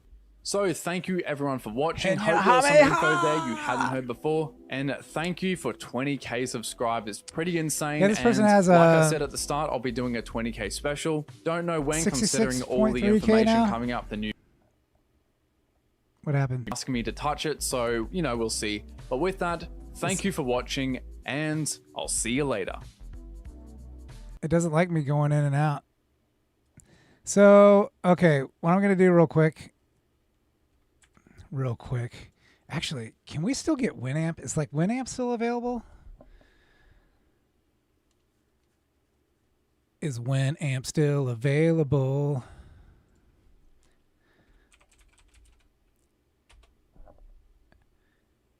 Downloads Winamp.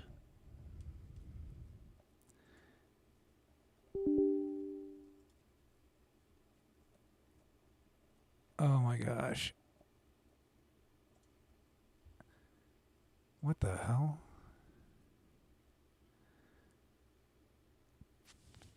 Just go to Winamp.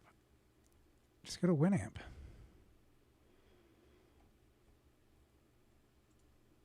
No, I don't want to download it. Just go to Winamp.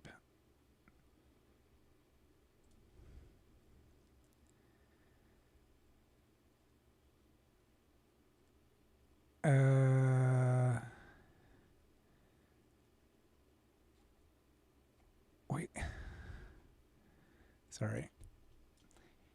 It's pretty boring when you don't see me doing it. So I just binged Winamp.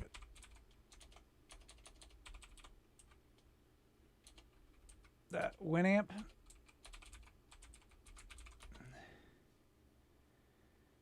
All right.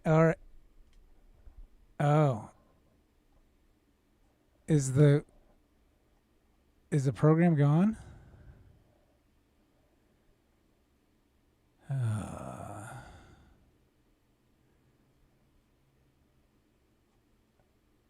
Okay, so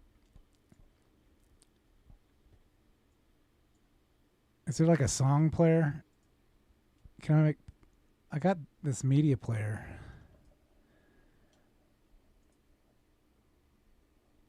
Does it have like a playlist?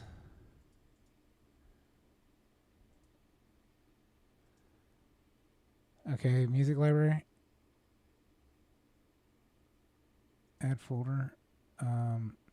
Music. Okay. So I had that in my downloads. And I'm moving off screen.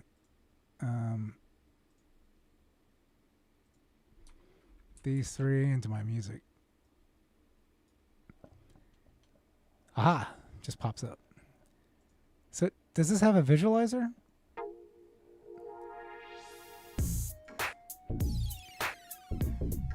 I want to visualize it.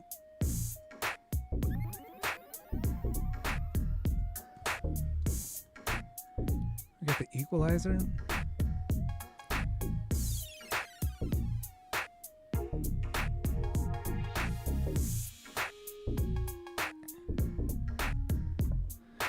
Song visualizer Windows.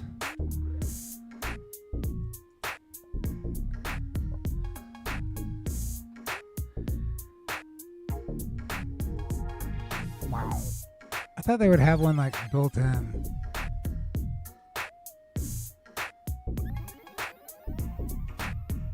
Milk Drop 2. Yeah.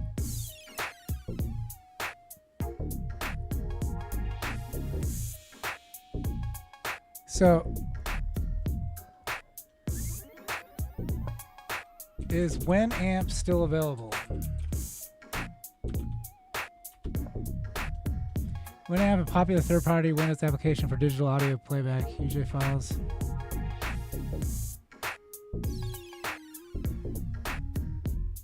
Where's the website for it?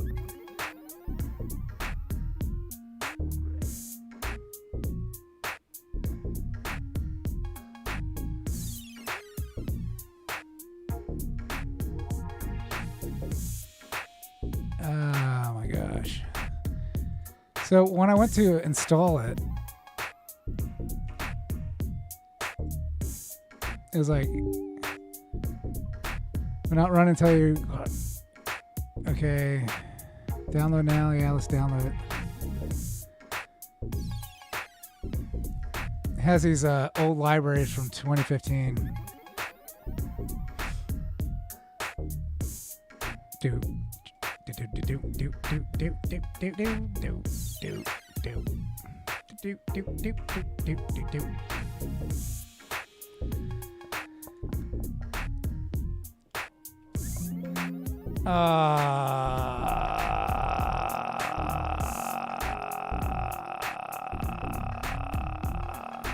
What is this?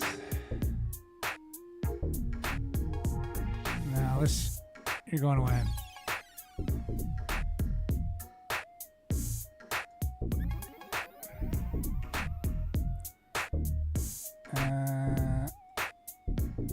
There we go.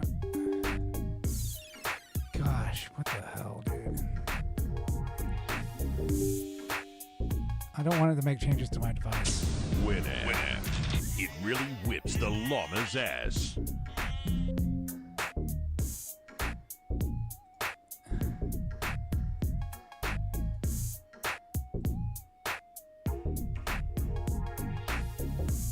All right.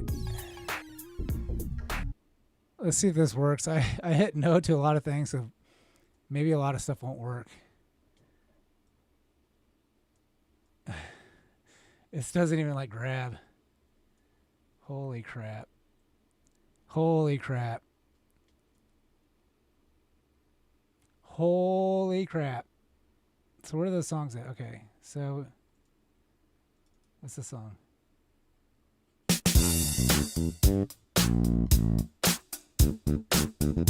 Is there a volume button?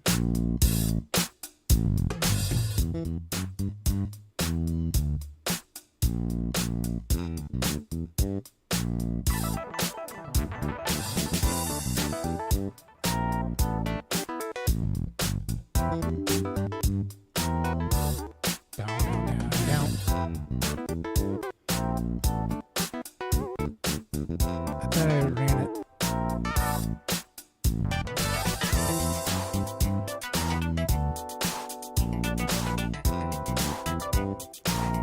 I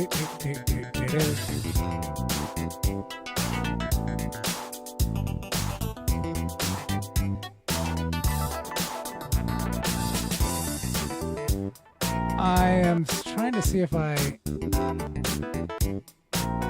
Okay. Now I'm installing it. I'm installing it now.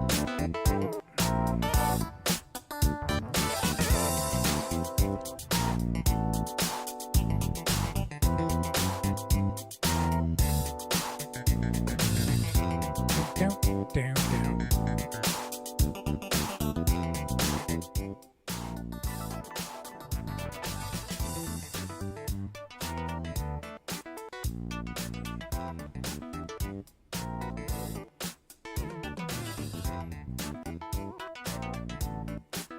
Oh my gosh. These are like libraries from like 2010.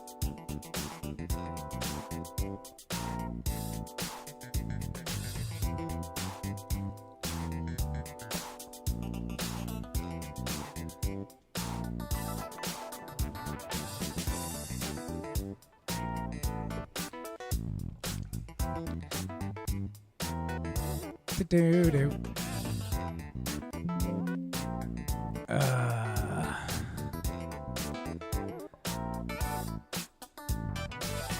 I might have to restart the program.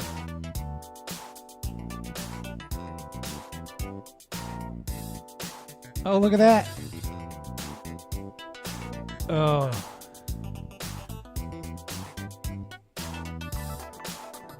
Has a little hard time with it.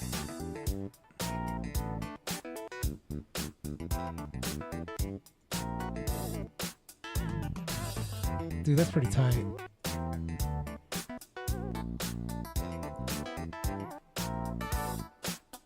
Oh my gosh.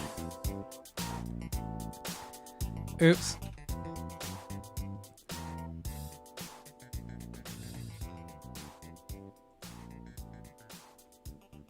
So what it does, it goes over to my main screen. So I guess I can make this my main screen. This is too much work. Let's see what this is. So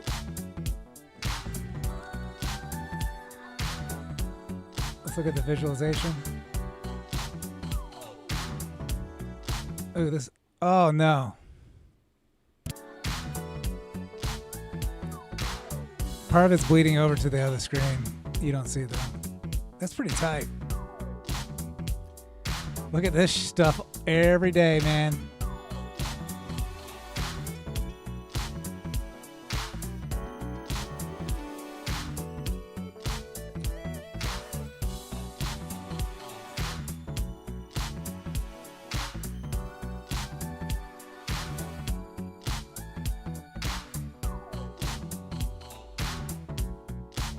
You could like program your own if you wanted to. Oh, look at that. There we go.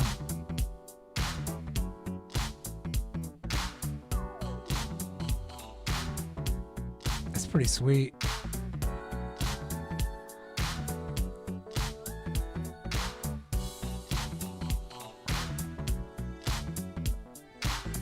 Do. This growing up, early high school. Okay, wait a second. Oh, that's funny. My wallpaper's leaking through. Yeah, you kids don't know nothing about early 2000s, super late 90s life, man. With that MP3, and then we got these visualizers. The psychedelics were cheap back then.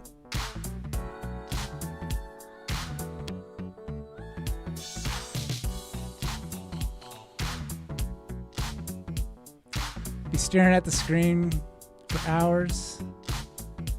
So, how did I get out of this? How do I get out of this? Oh, there we go.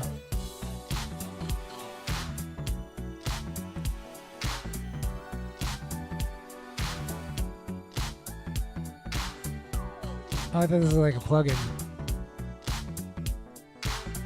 Oh yeah. It works better like full screen. It doesn't like that window.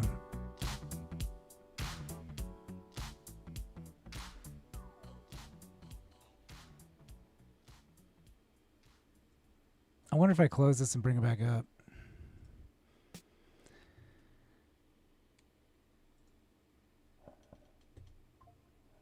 Let's download some more music. Do. Let's play this here. I'll start this again.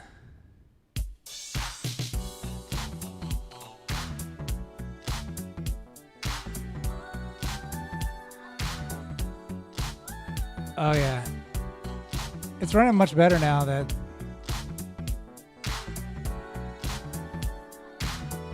it's probably because this is 4K.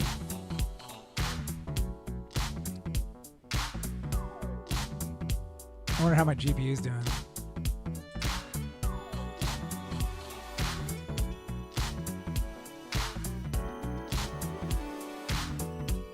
It's not hitting it too hard.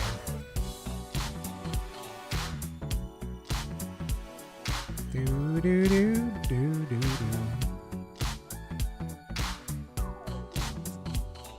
Still using like 1.5 gigs ish. Ooh, that's pretty. Oh.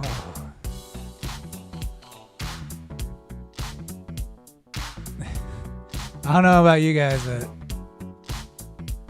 oh shoot, what'd I do? Oh no. No, bring it back out. What'd I do? Oh, there we go. Whew.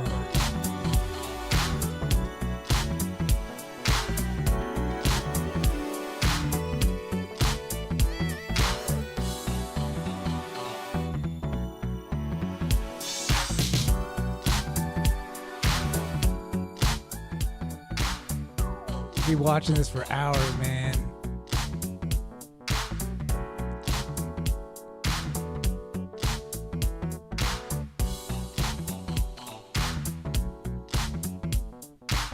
Winamp really was the best.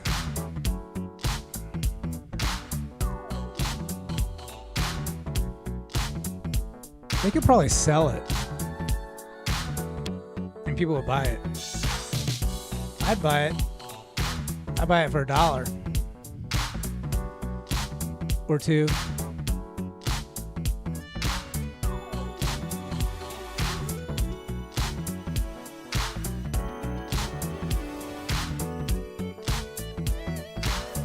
That looks amazing.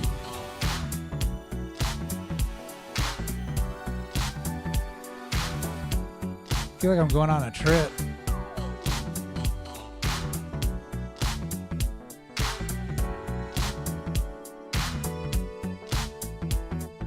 I'm getting sucked in.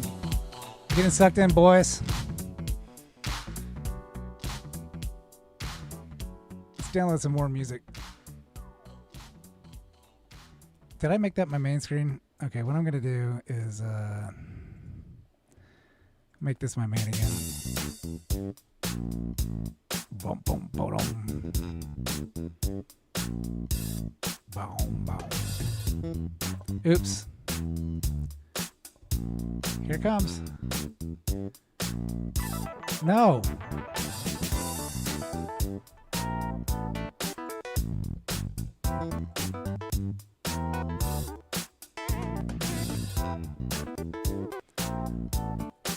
It's freaking awesome.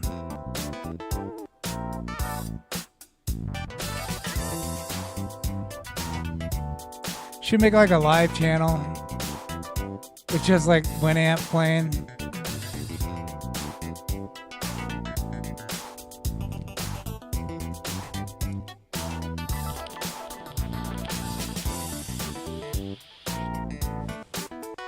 I bet like the algorithm, the compression algorithm really hates like this these visualizations.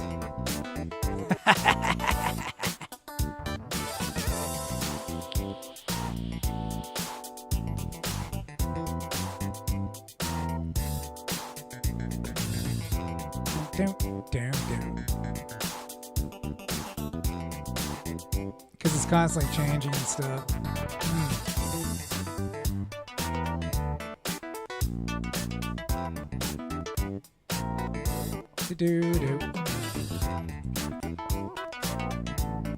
Oh, that's pretty awesome, dude.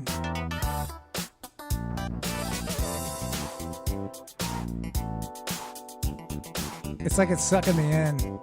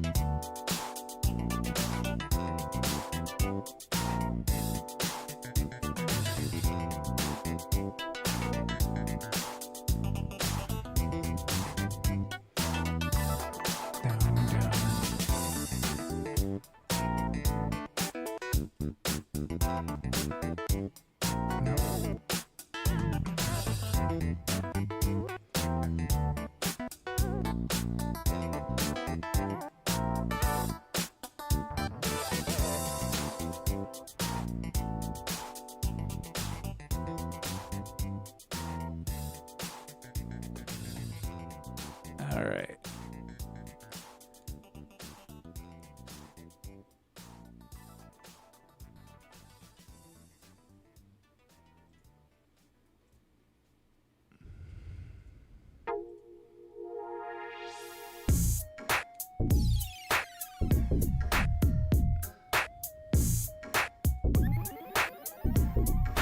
Let's go back to the beginning. Gas pedal. Oh, gas pedal. I couldn't see these at the top. Okay. Okay, let's add these to my music.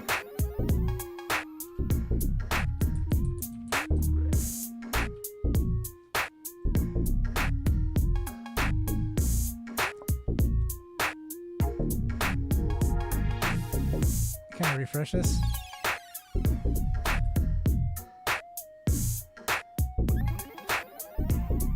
I can't read the top. I can't read the top.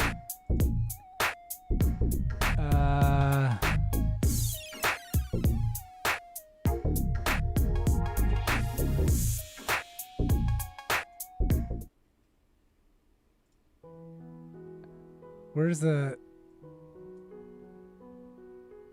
Oh gosh.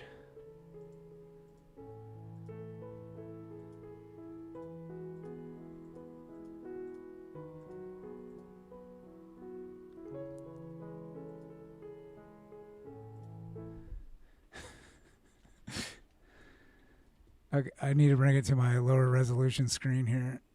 Okay. Add media to library. Music. Add. Okay, so local library. Okay, there we go. There we go. So I can do like gas pedal. There we go.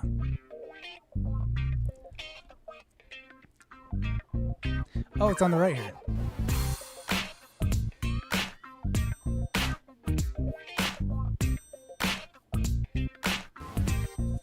What is it? If I hit that, nothing happens.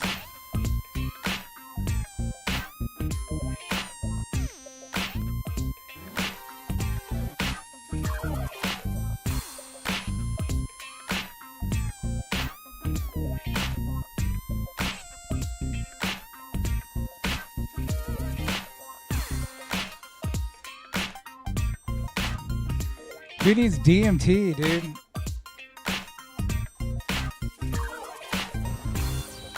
feel like the veil has been lifted.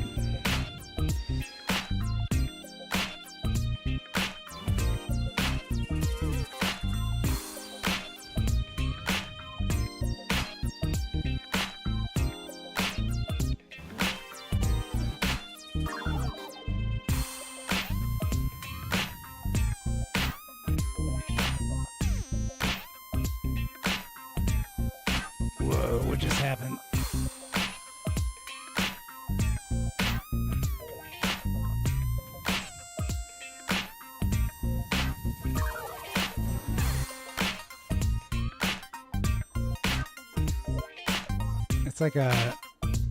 It's like a lens.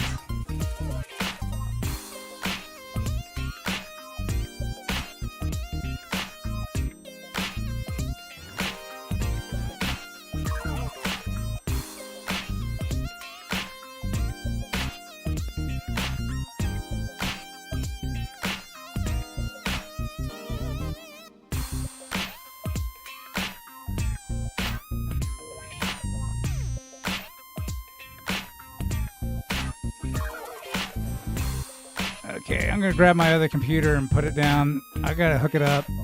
I want to do some editing for the Hinya Hameha. I feel like I should get that done today.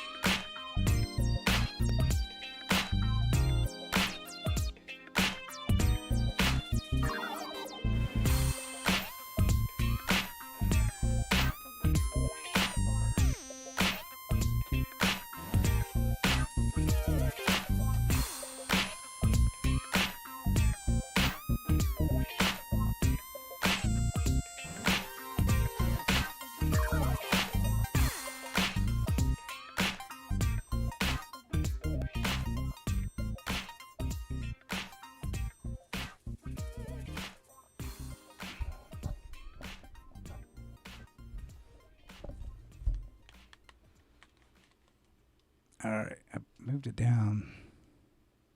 Did we ever listen to this? No, we didn't.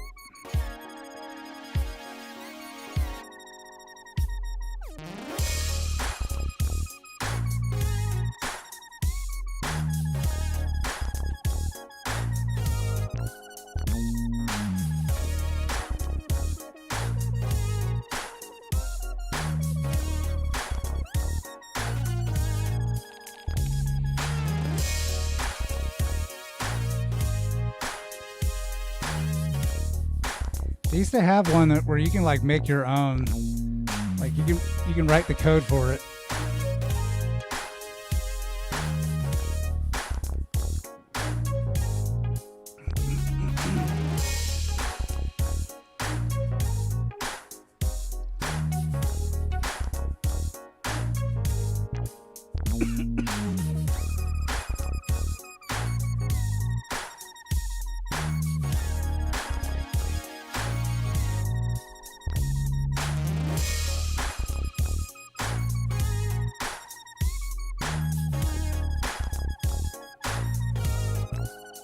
This is like peak zillennial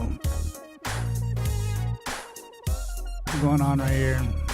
It's like people that was born between like 1978 to like, oh, probably like 1977 to 1983 or something.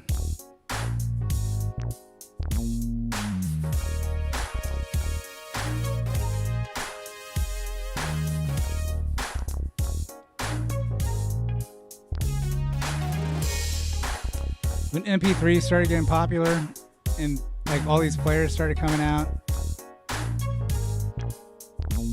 they started making them. I don't know if visualizers were around like with CDs. Like I just used like a CD player. You know, I didn't use my computer. And a lot of times like sometimes, well, I shouldn't say a lot of times, but it seemed like sometimes like the CDs didn't even work like in the CD, like the CD-ROMs. think you had to have like a special cable for it or something. I can't remember. Man, I don't even have like a CD-ROM any longer.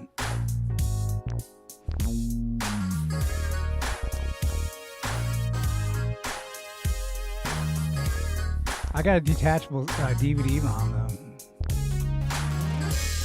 and I hardly ever use it. I used it like to rip all my CDs and put on my hard drive. Oh, that's pretty tight. It's like popping off the screen. With that, like that shadow. Oh my gosh, that's awesome looking.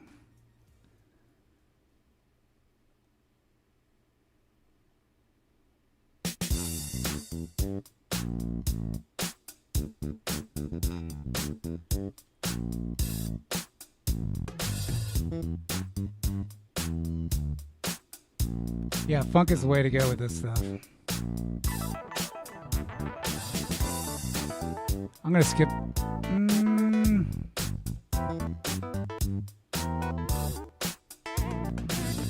Let's listen to some like dynamic. Oh yeah. Yes. That's. You know, they call them fingers, but have you ever seen fingers fing? Oh, there they go.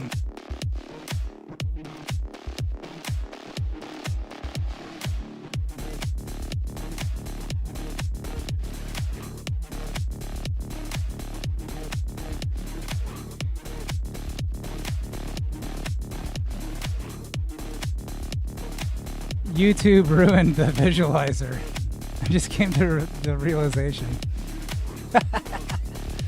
What we do in our spare time is watch visualizers and listen to music.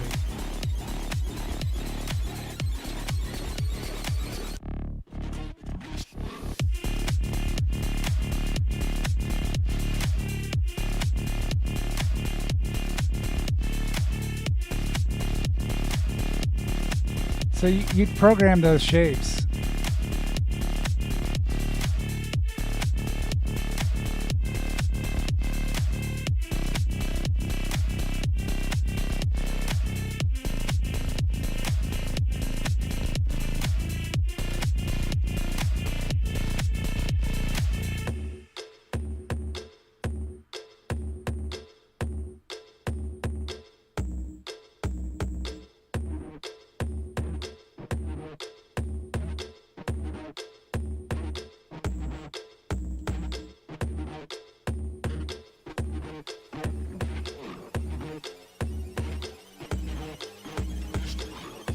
Yeah, techno was like best with this stuff.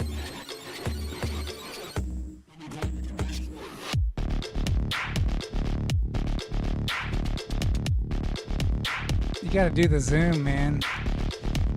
You can't just like leave it there.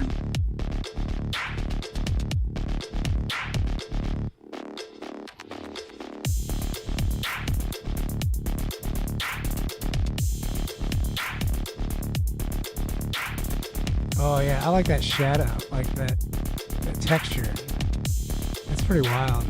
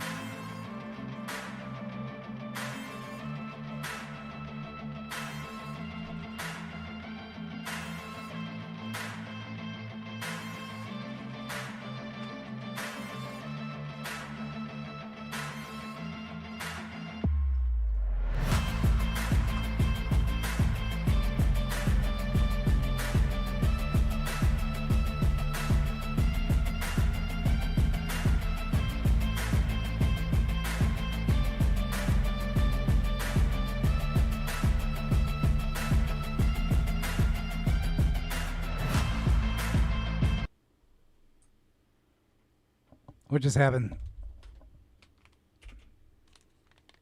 It went to sleep.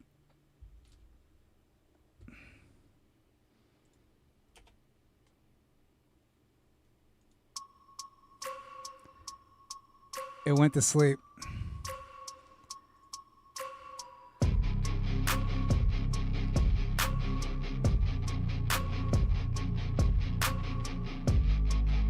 We're gonna tell it advanced, like, don't go to sleep.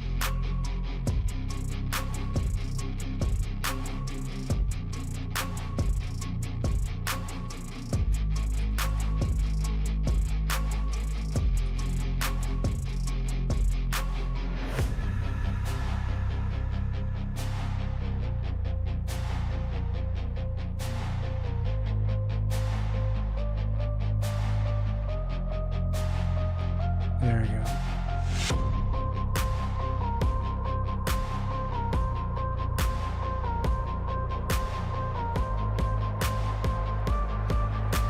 Screen never goes blank now.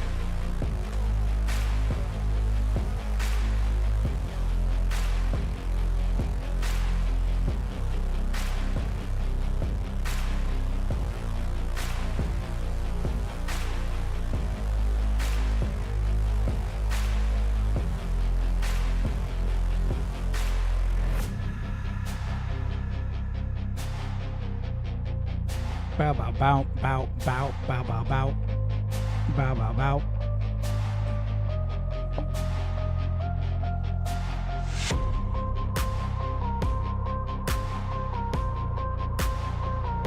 I'll have to come back on here and see if this stuff moves to the beat or if there's like a delay with the audio and video.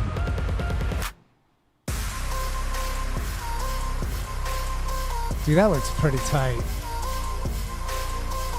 It looks like liquids and stuff.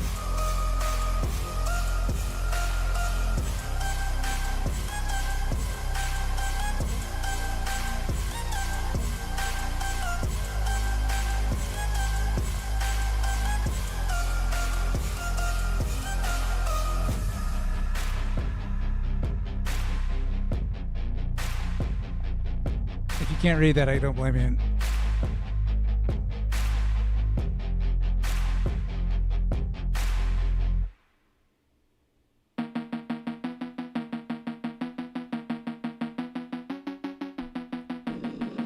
I thought this was the visualizers. So this is milk drop. Okay.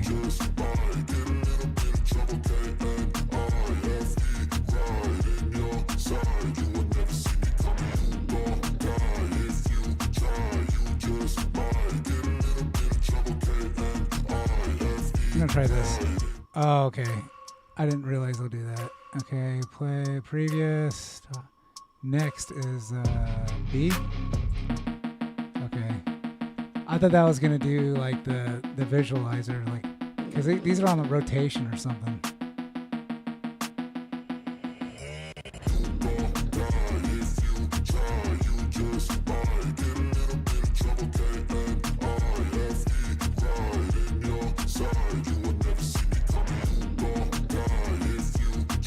Huh.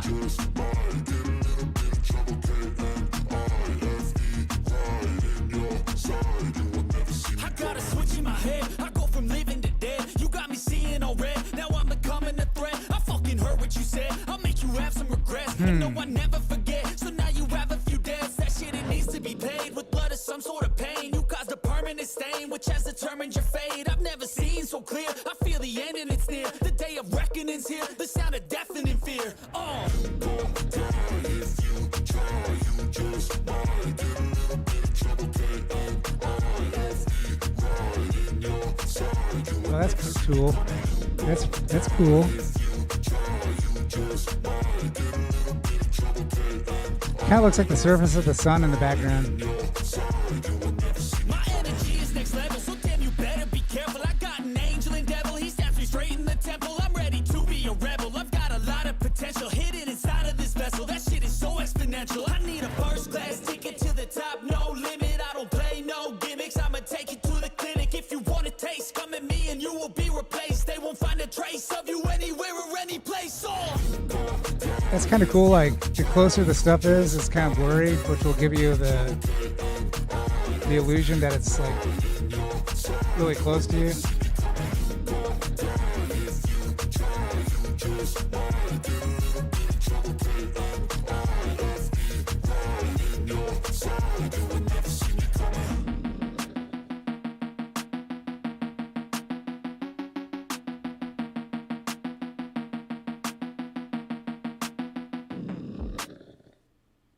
It's pretty wild.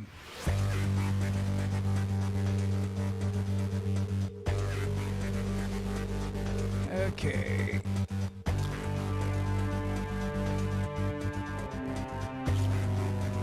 I'm gonna see if this. Well, I'll try it on a separate monitor here. You don't have to see it.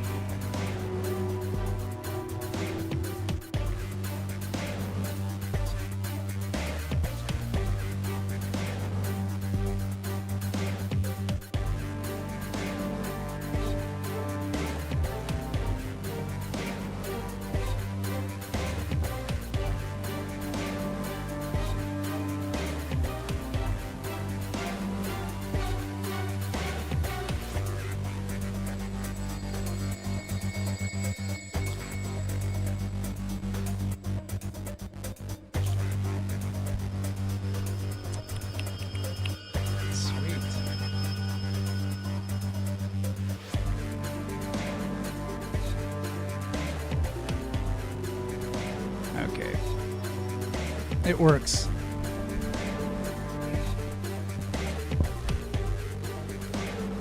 Okay, what I'm going to do here.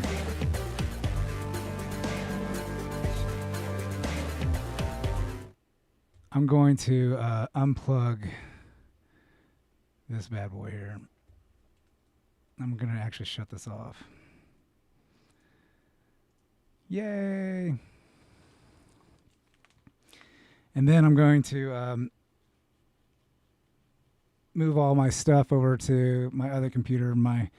This computer I was just on, I don't know if I need to shut it down. Let's just leave it running here. No, I don't need to save this. Okay.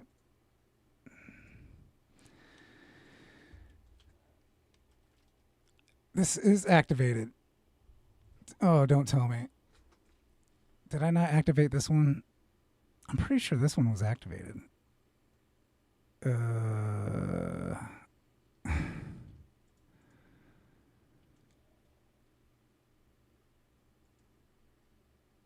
pretty sure I installed it on this computer. Huh. Anyhow, what I'm going to do is just unplug my keyboard and mouse and everything and throw it into here. Yeah. Onto my other computer that I have. You see it all. You don't see it. So it'll be 1 second.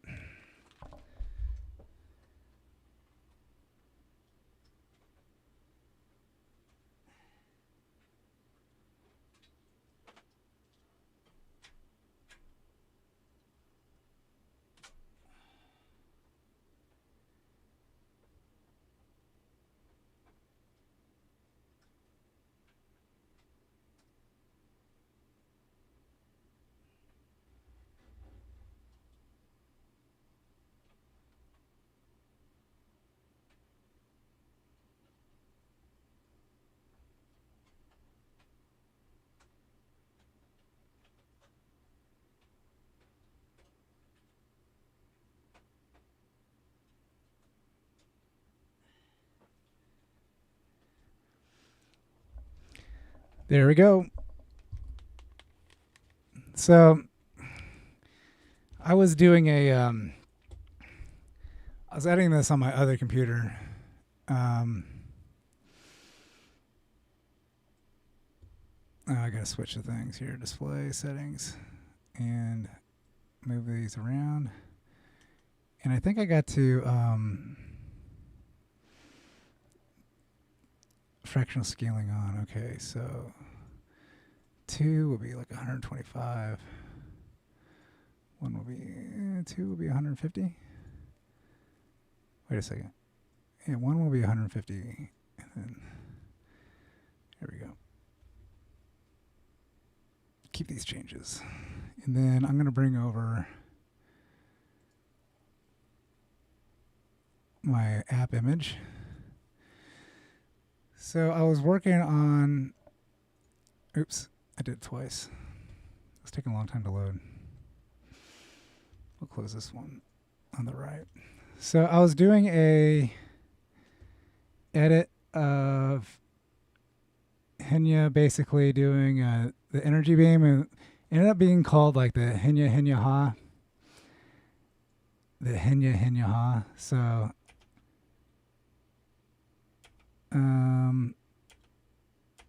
let me see where my audio is. Let me change my audio to my sound. Let's do the display port. No. Don't tell me. High definition.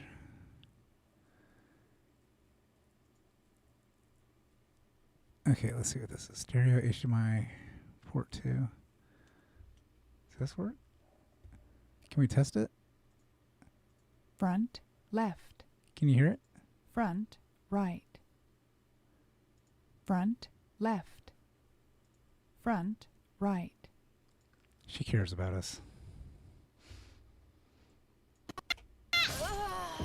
It didn't work! ダメだったんだけど! What is this? Wait, what? ダメやんけ! ダメやんけ! Oh, we're back in here again. What? Wow,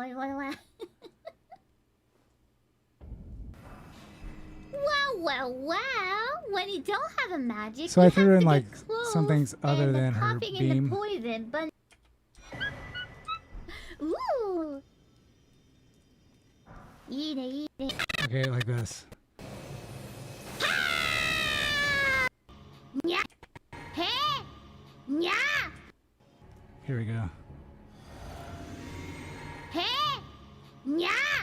Ha! Me!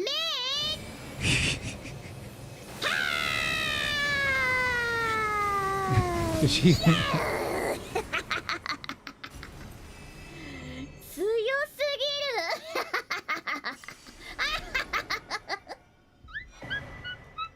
Ooh! The evil Henya laugh. And I supposed to win. I supposed to win. After a good start.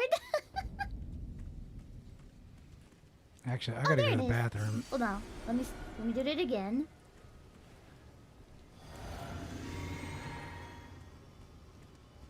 Okay. There we go. I'll leave this running while I go to the bathroom. Here we Wait! going to the bathroom. Wait, why did it finish it so soon? 待って、すぐ終わっちゃったんだけど。あれ? Wait a minute, why did it finish so soon? Oh, I gotta hold it? Oh, okay, got it. Okay. Now! So, Oh shoot, wait, hold on. I forgot to drink! Wait. 待って. Damn it. Okay, there you go. Now this time, what's in it a beam? Let's go! これだよ、これ! Yeah! Woohoo! I did it! I did it! これだよ、これ. You're Goku now. I am ここでねずっとやっておりました。はあ Wait, hold on. はあねえはあねえはあ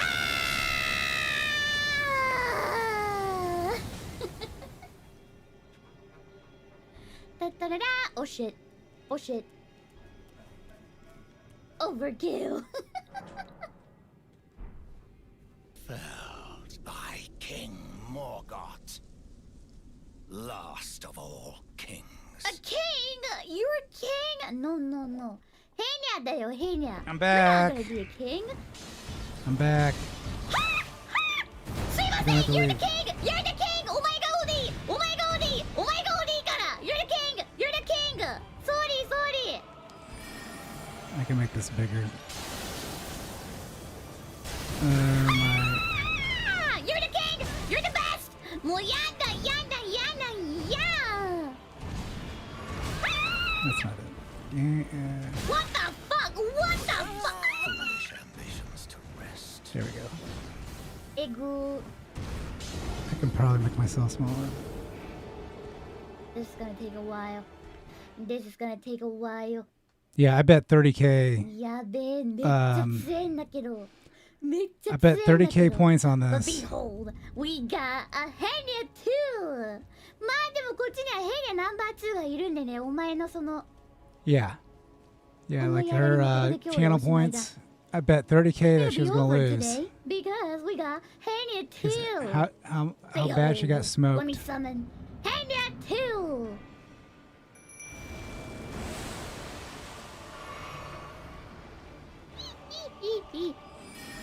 Take this!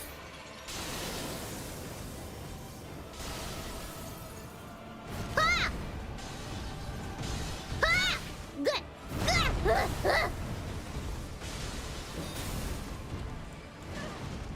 Yes, yes, yes, yes. Why is she's so silly, dude. She like ran like. You're not supposed to be like right behind the person.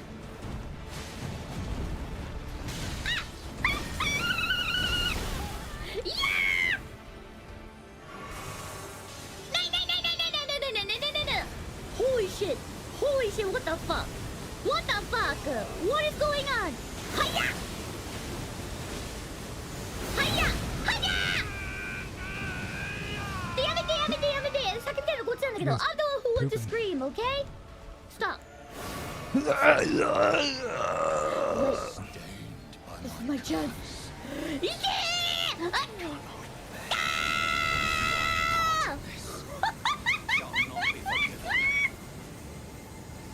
Woo!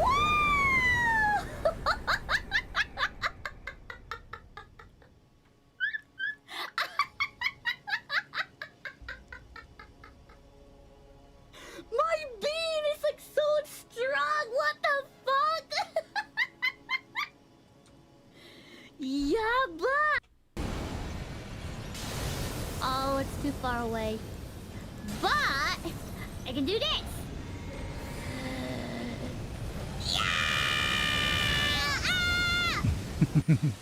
Victoria. Yeah, so this is the Henya Henya Ha.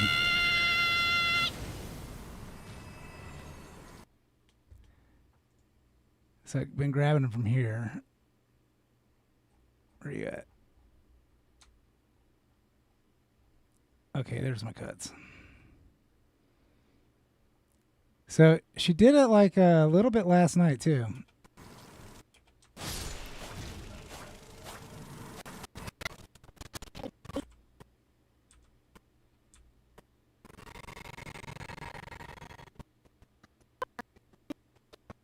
I discovered this shift arrow.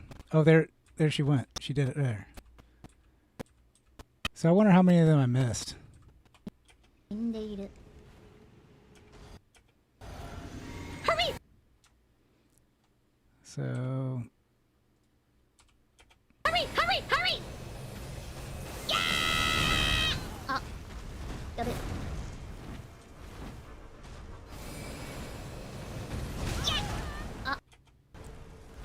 She's gonna Wait, die. am I dead?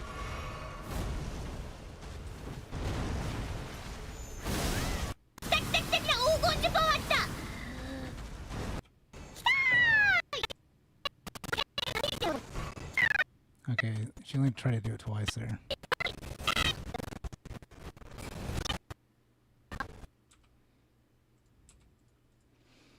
I'll copy that. Henya, henya, ha! Wait, am I dead?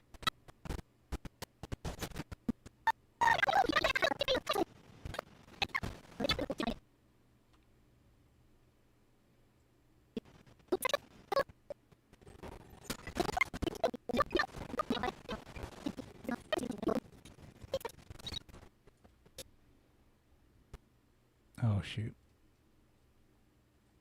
There we go. I think shift arrow.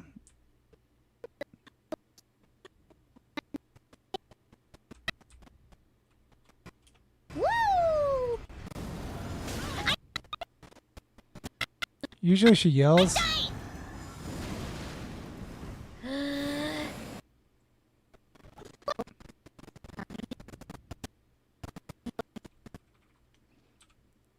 So it makes it easier to find these, like audio-wise.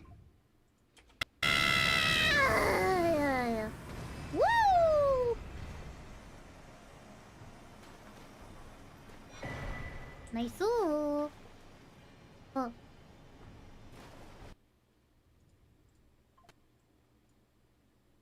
Mm-hmm. Mm-hmm.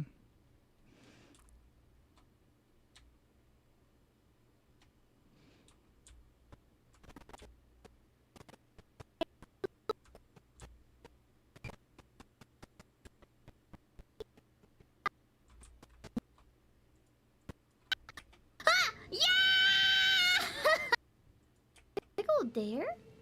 あっち行くんか? Do I go there? Ah! Yeah!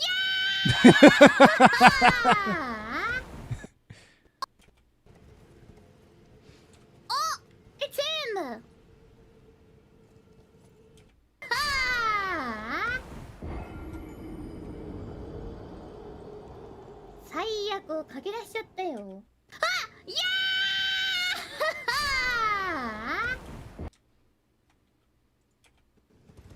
あ、いやー！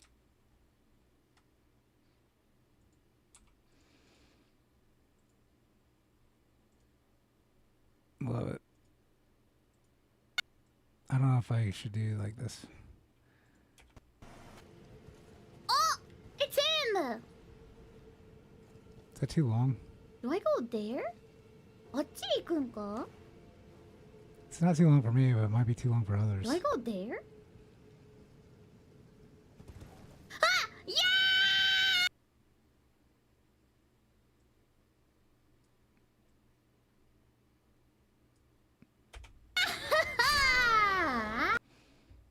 Okay. I can always extend it if I want to. 最後ですよ。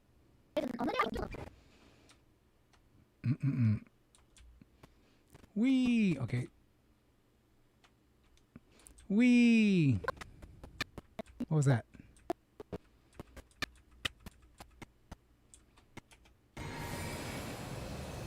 I thought she did use this a lot.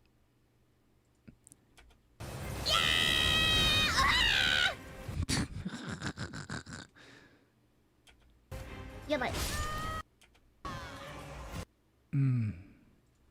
Yabai indeed. Yabai indeed.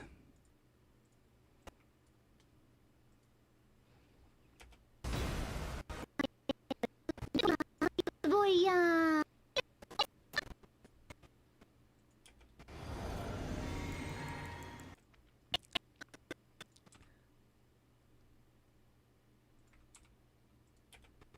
Radaにして、おい。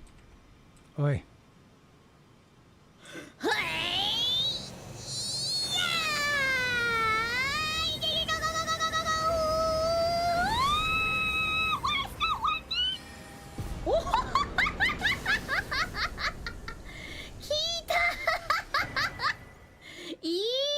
Easy. やったぜわおわおわおいや3時間かけてレベル上げた甲斐があったよ Thank goodness I spent my 3 hours in here.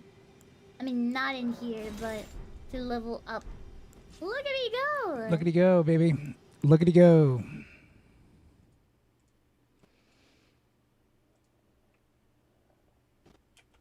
It's oh, wait a minute! Wait a minute! Ritsubo no Kishino! Oh, wait a minute! That is so cool. Yeah, I'm gonna hook my Xbox up next to this, and then これ体力というか might want to play. 足り I ない don't よ know. な Oh, which one was I want it? to play something. Was it this one? I want to play something. Wow! Ah, 重い! It's not. She doesn't like it.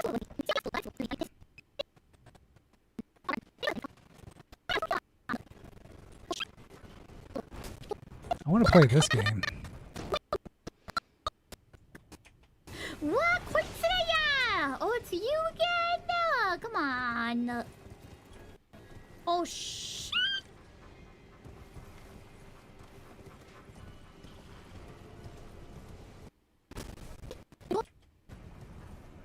Hey! Oh! Wait, what? That's cool. So this is the turtle. What are you doing? Oh, we're going down.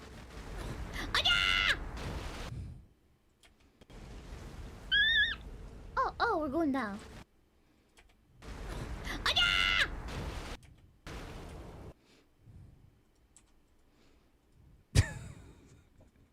I wish I could yell. I wish I could yell. Ah! Oh, nice. People be like, shut the f. あ、いいね、いいね、いいね。Duplicate the. What are you doing, Ultra Derek? Keep it down, Ultra Derek. That's what they'll say. Is it up there? Oh, wait. Ah! Ah!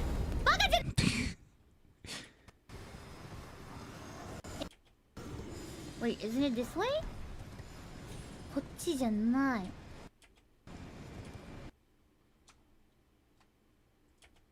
こっちじゃない。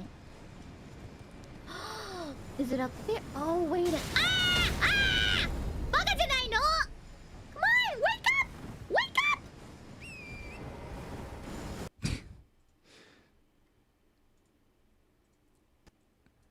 I'm gonna spread these in between the Henya beams.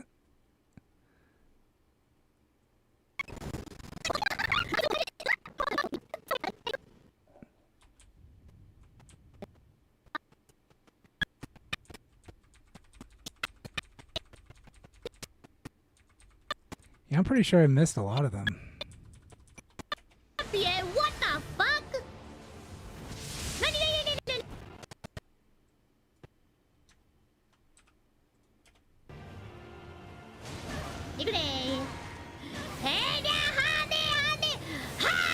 Oh shit.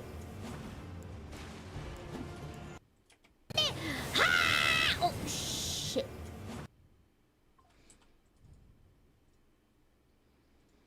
Got that. There's probably a fast way to do this.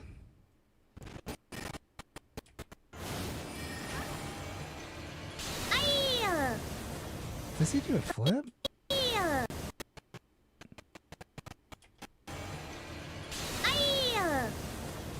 Interesting.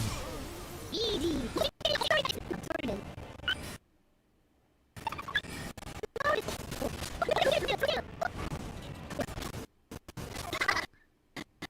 That's kind of cool. Weak! Weak! So weak! Business! イケメンじゃなかったっけ Wait. No, I wanted to be held.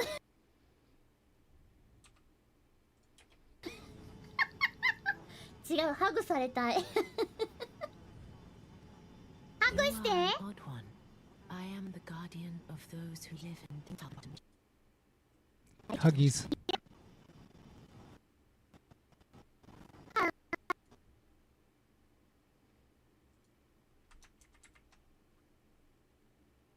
Let's do it here.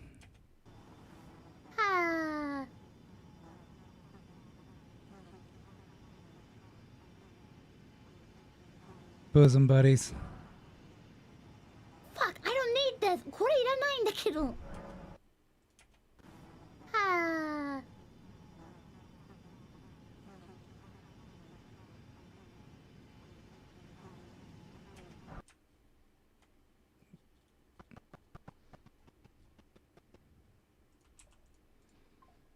Copy.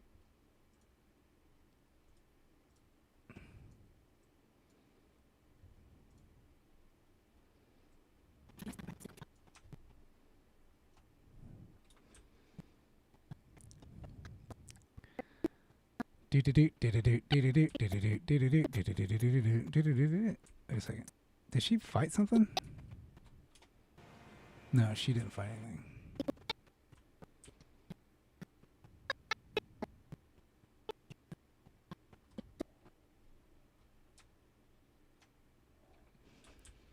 She didn't fight anything.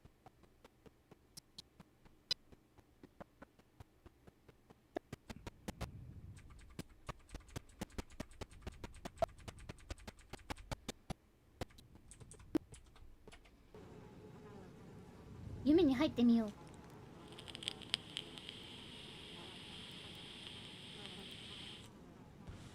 う。なんかちょっと嫌だ。このキャラクター変態に見えてきた。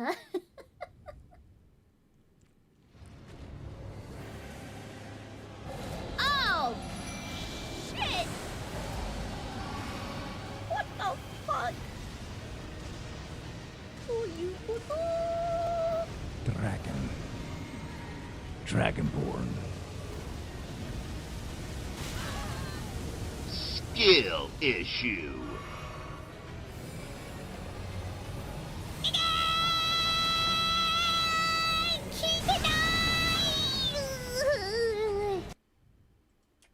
ちょっと嫌だ。このキャラクター変態に見えてきた。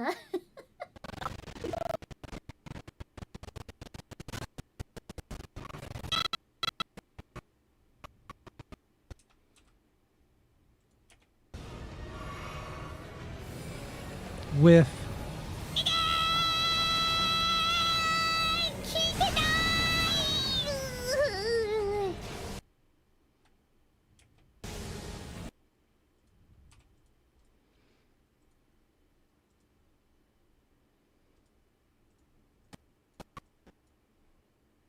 do.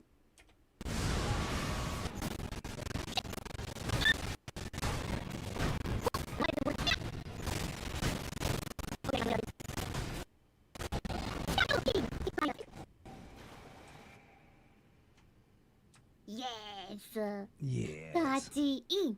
Moonville. Gachi in. Like the last boss, she doesn't really use it.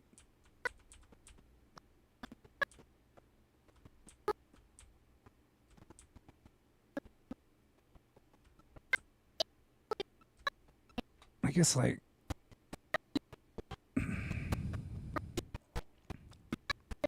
she doesn't really use it on this guy either because he's just too fast.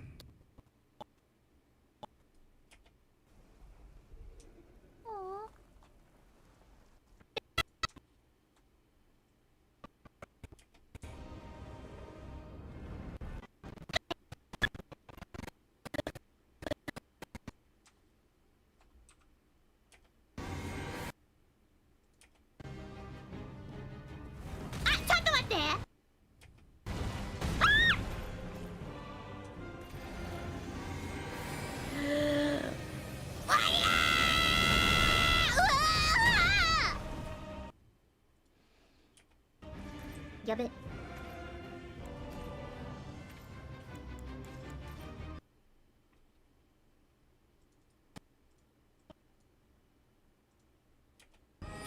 Hi. Shoo. Ha.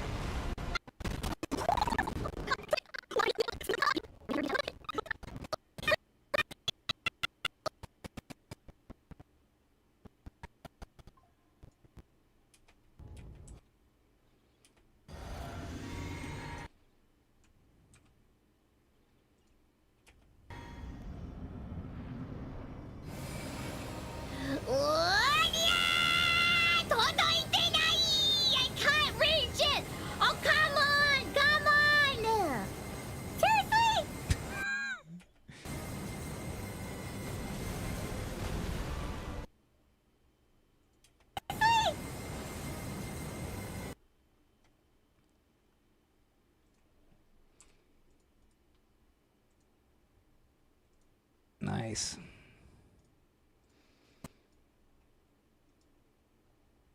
That's a cutting off there before she actually cuts off.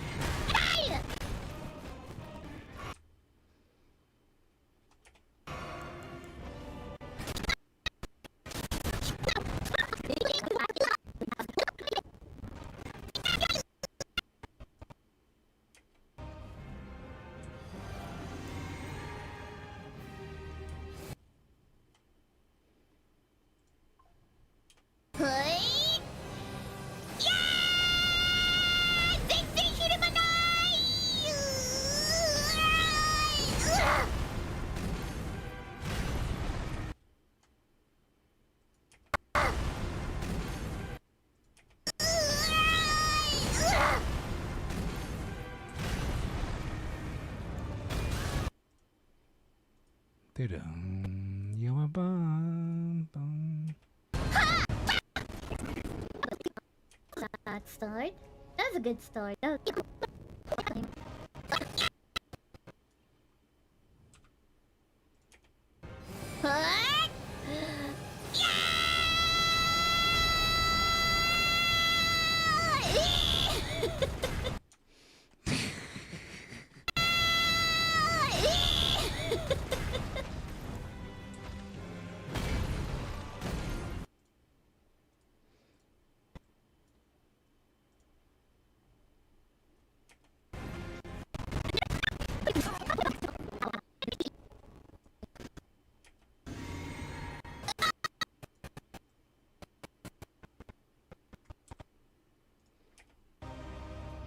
Love it.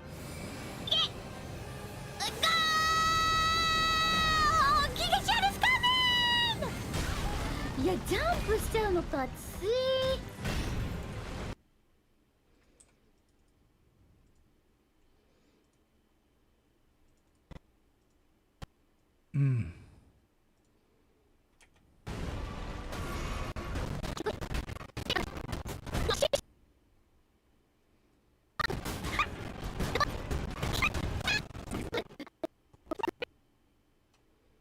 I was gonna cut this out without even looking at it.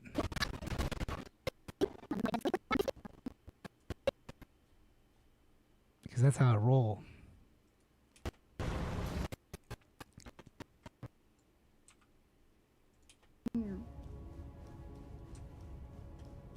Hi, good.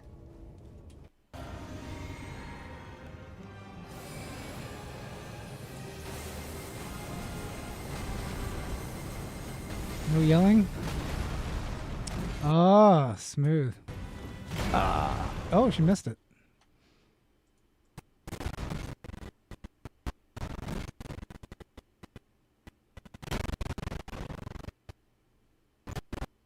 Oh, she got hit there.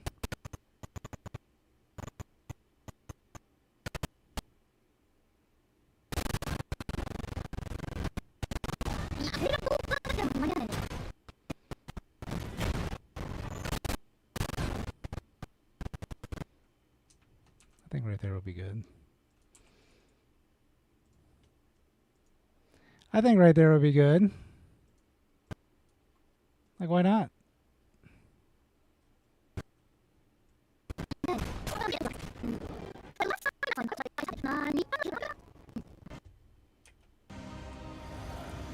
Why he didn't jump last time? なんで前回はジャンプ Why he didn't jump last time? なんで前回はジャンプしなかったのあの時は。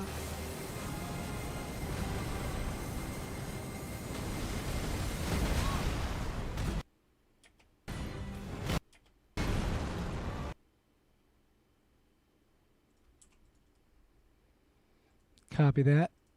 Copy that. So, oh, shoot. So I'm gonna have to move all these like way down. I didn't mean to do that.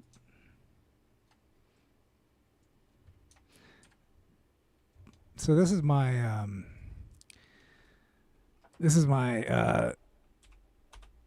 my editing computer. This one has 16 cores. The other one I was using earlier today on the stream was 8 cores. but it was at 7800 X3D, so it should be good for gaming. And if I do like any PC gaming in the future, which I think I'm going to use that as like a streaming PC, you know, stream the games from it.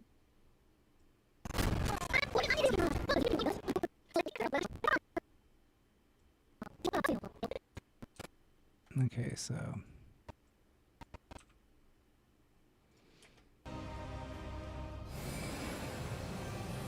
no yelling. いけるか。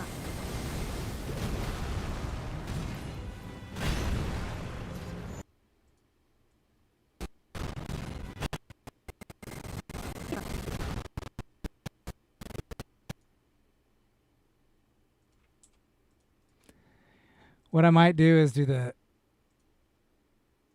get like Goku saying Kamehameha.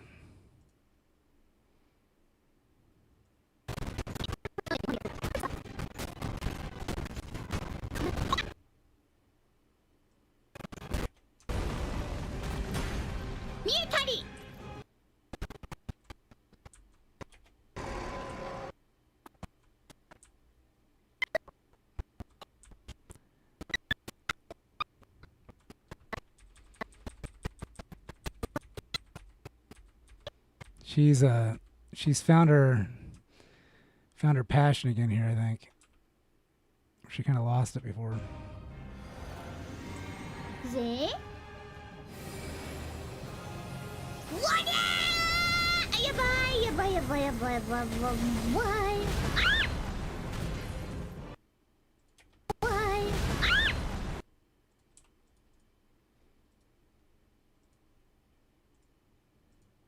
Ship.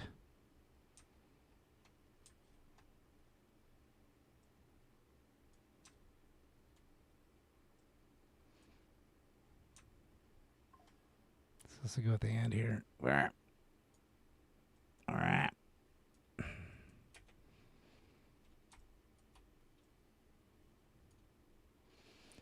Let's go back.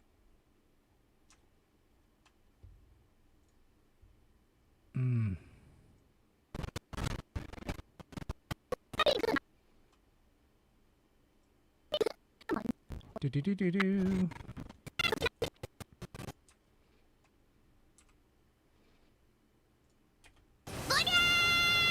届いてんだーい。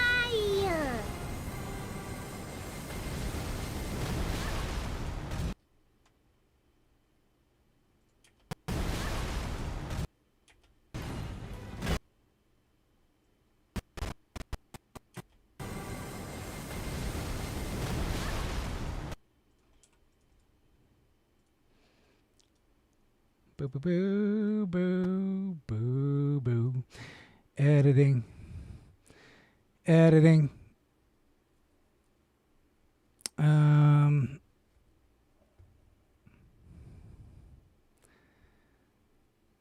gonna. Oh, there. That's what I'm looking for.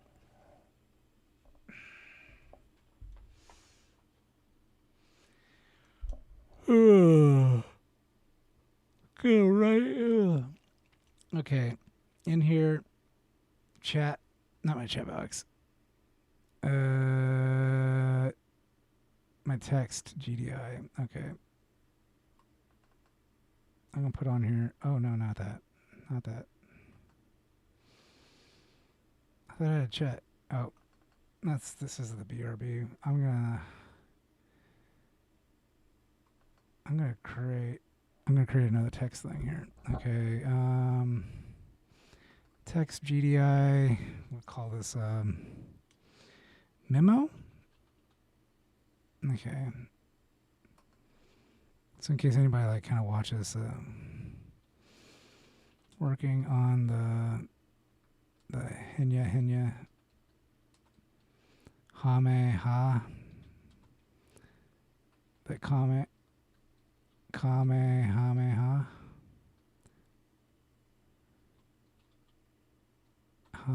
Hinya edition, Hinya cut.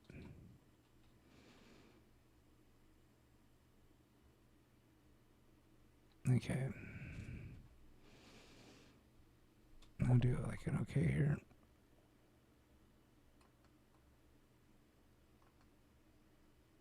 So when people see, hopefully they get the memo.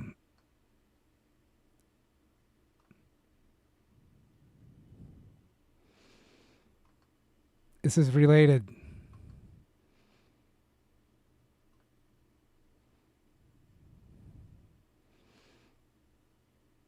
This is related to the stream, believe it or not.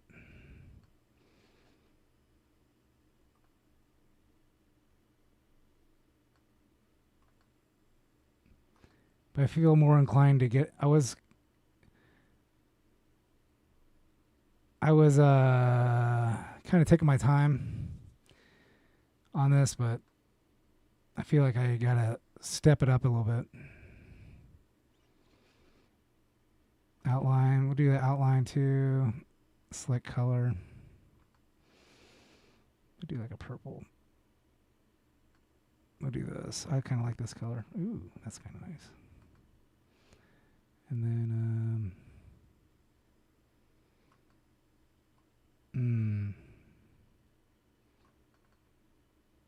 let's make it thicker.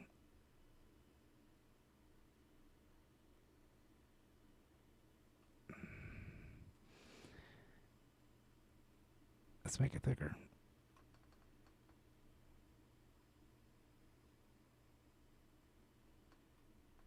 I can only go up to 20.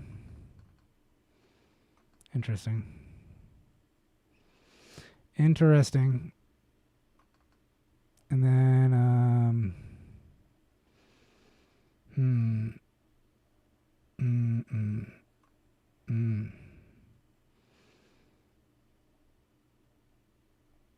I wish there was a bold.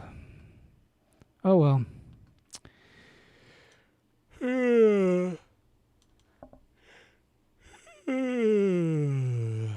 Excuse me.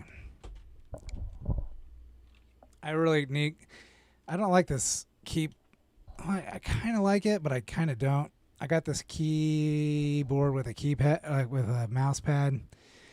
You know, like the touch mouse thing. And it's okay. It's kind of awkward. Excuse me.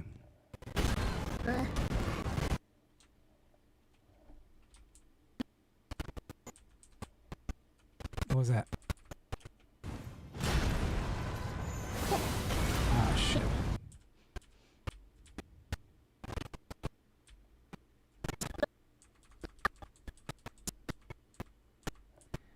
Like when he turns in the wrestling mode.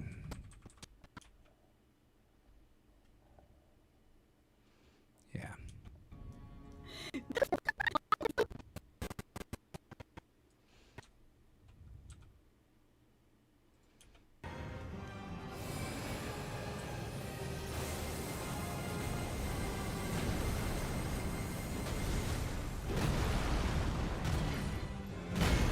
Yep.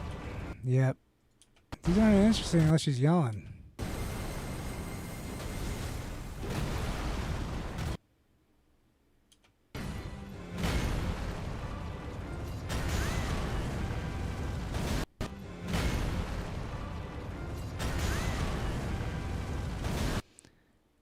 Do do do do.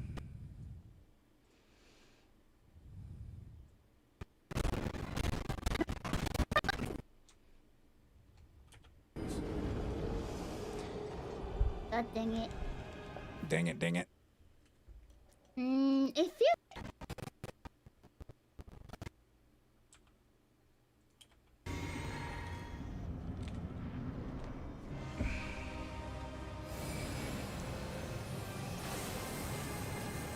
Is that like a different outfit?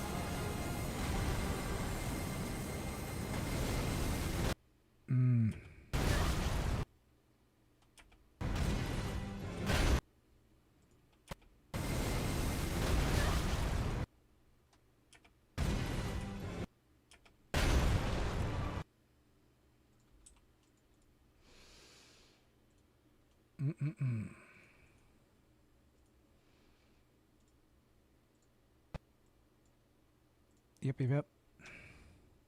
Yep, yep, yep.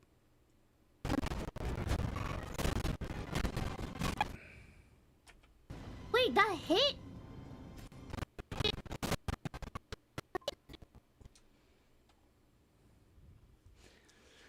Ah, shoot. Skill issue.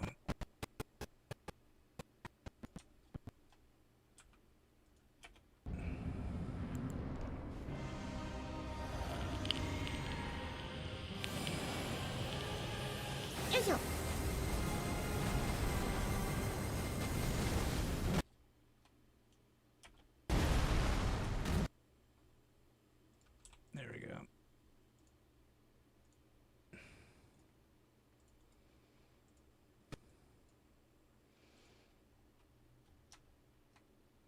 There we go.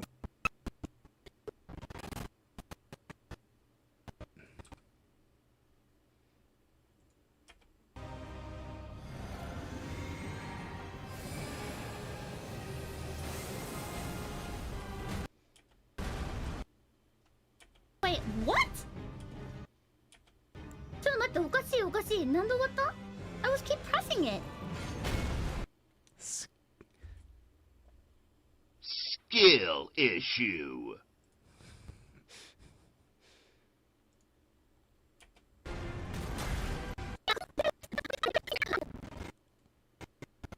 I kind of guess what happens like in the audio.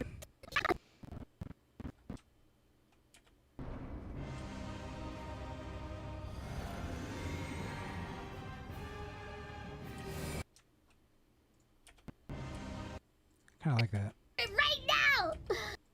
Shut up! 絶対押した！絶対押した！ I'm 100% sure I pressed it. Is your control okay? No. Maybe my brain is not okay. 絶対押した！絶対押した！絶対押した！ I'm 100% sure I pressed it. 100% sure. 100% sure. Skill issue. Shut up! 絶対押した！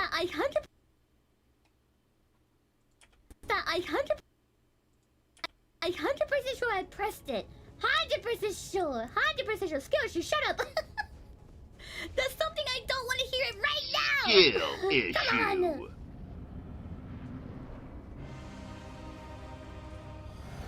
Skill issue.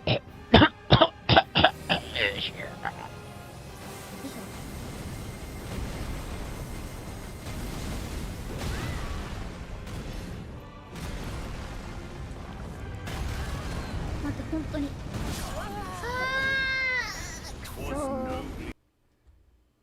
Skill issue. Skill issue. いや、ここ苦手だな、苦手だな。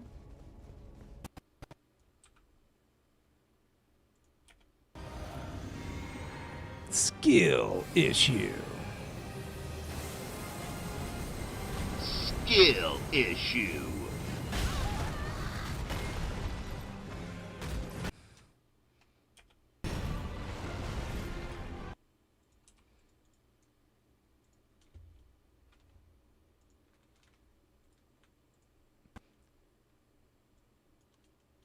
Dun, dun, dun, dun. Yabba. Okay, let's go back.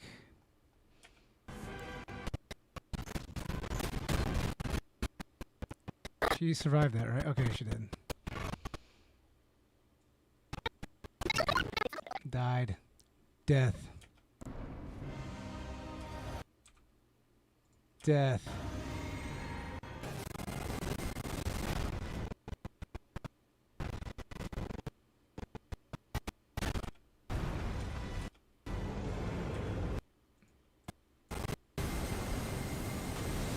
Pow.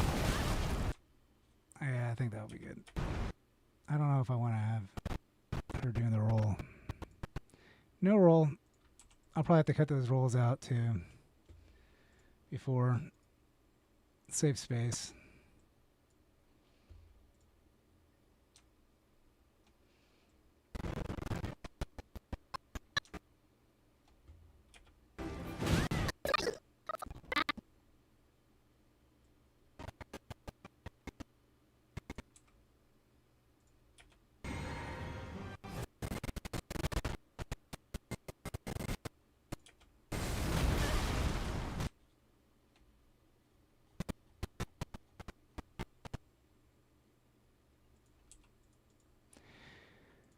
Do do do do.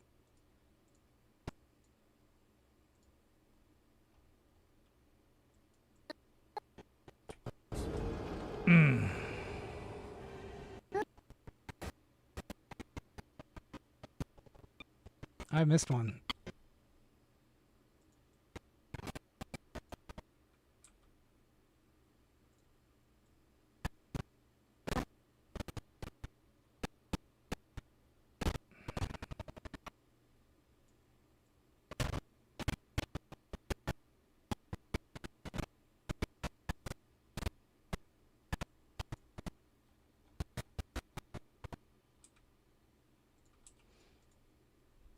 Skill editing issue.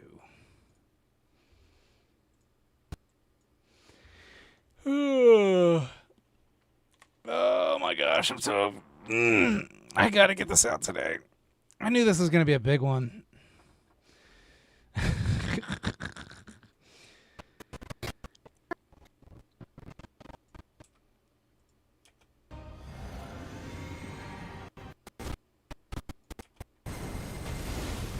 Boom!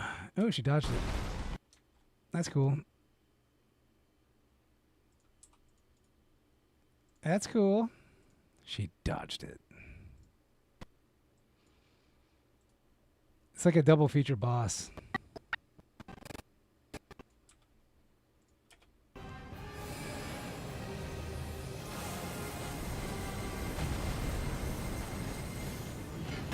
Oh, cool.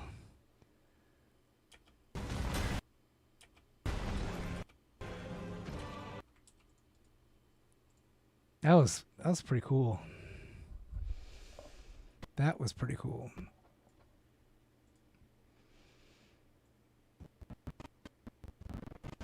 Man, she must have got smoked.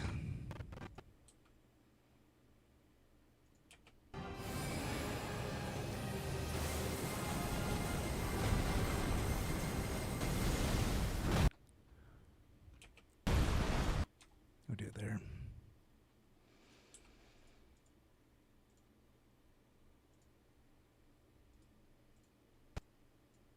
It probably all looks the same. Oh, so she...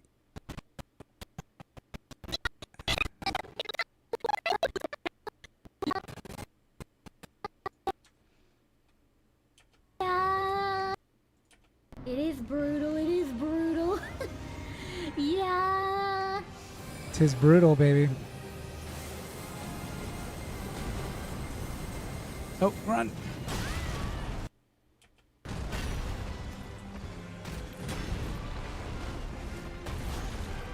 Man, they had to animate all that stuff. Just saying.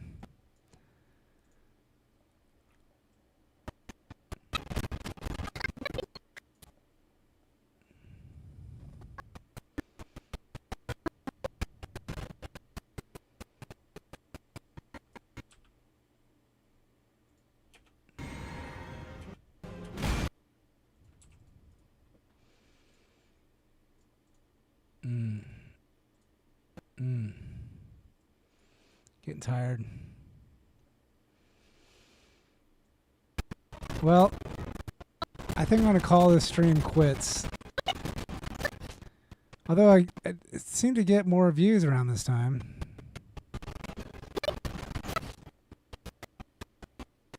Did she win this? No. Yeah. I'm going to try to get this out today.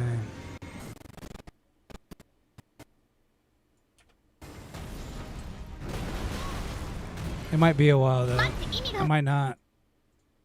Might be like tomorrow morning or something. I'll probably work on it all night.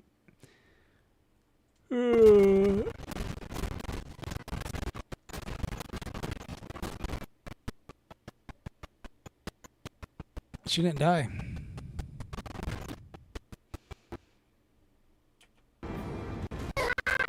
Oh, that was a close one.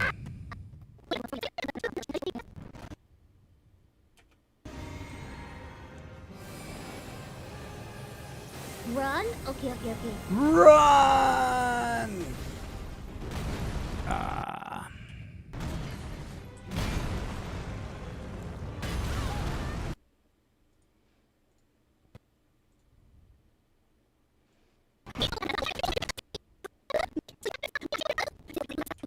いつまでもいつまでもいつまでもいつまでもいつまでももういいじゃん次世代交代しようよカモン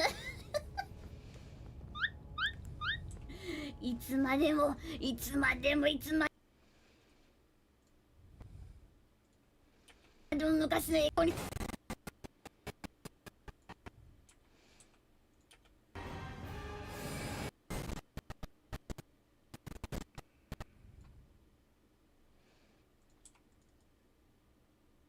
Copy, copy. Roger, Roger. Roger, Roger. What's your vector, Victor?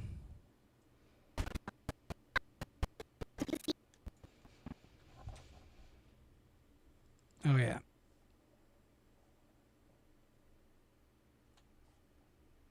Oh, yeah.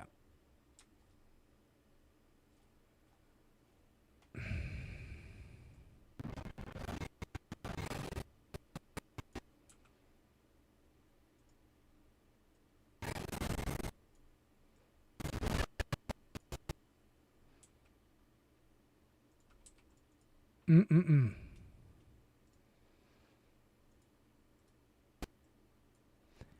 Do-do-do-do. Do-do-do-do-do. Do-do-do-do-do-do. What the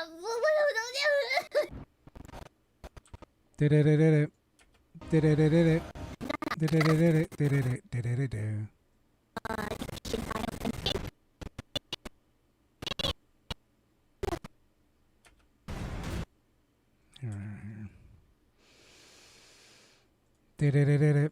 Do-do-do-do-do. Do-do-do-do-do. Do-do-do-do-do-do-do. Do-do-do-do. Do-do. Do-do-do-do. Do-do-do-do-do-do-do-do-do.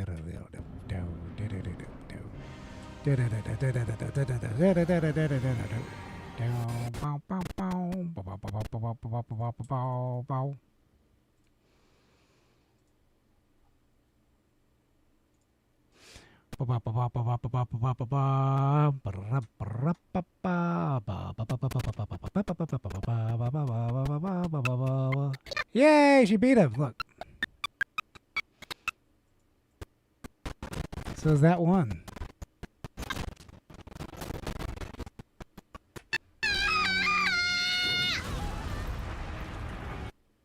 I should say something about this.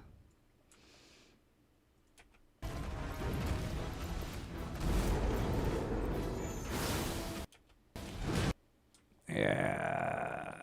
Okay. Okay. Was it here? Yeah.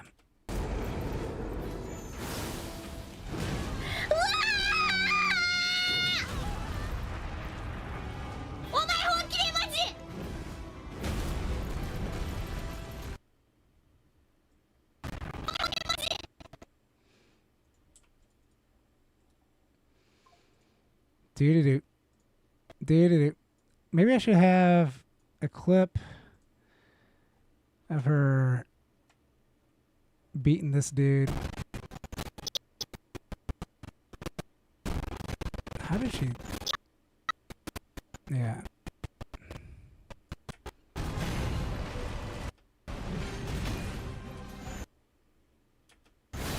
Yes!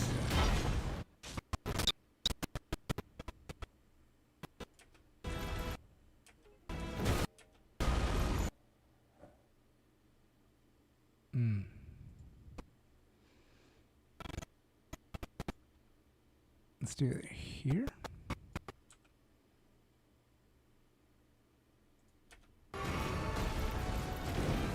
Slice. And dice.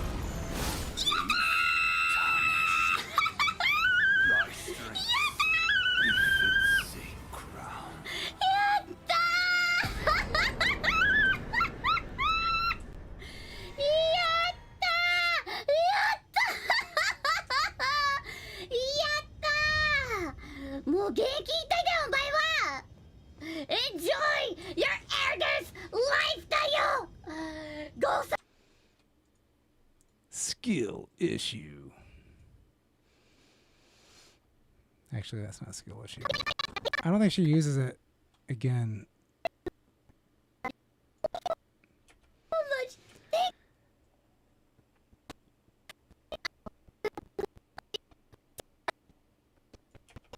I think she tries it once, but she gets put in her place. あ、まずい。待って。おりゃー！おりゃー！おりゃ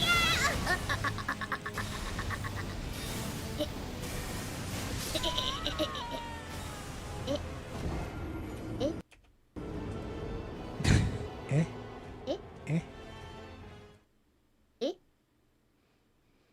！What? はい。ボコボコ。ボコボコ。Go, go, go, go.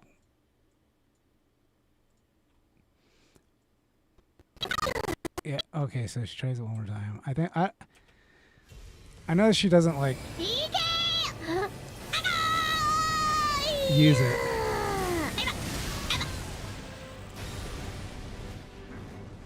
Does she use it against this guy a lot? I think she realizes she needs her mimic.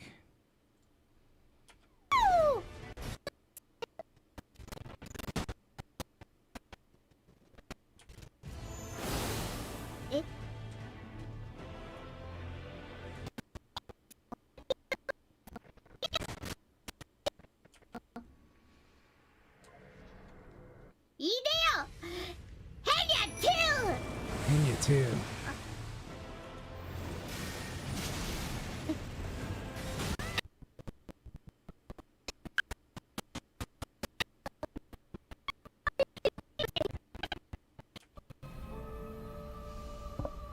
Henya too. どちらエルデの怪獣って言われてるのこれ Got ourselves the Elden Beast. I became. Why does he have a long sword? You don't need it. You got that big body. What the fuck? Yeah. I don't think she uses it.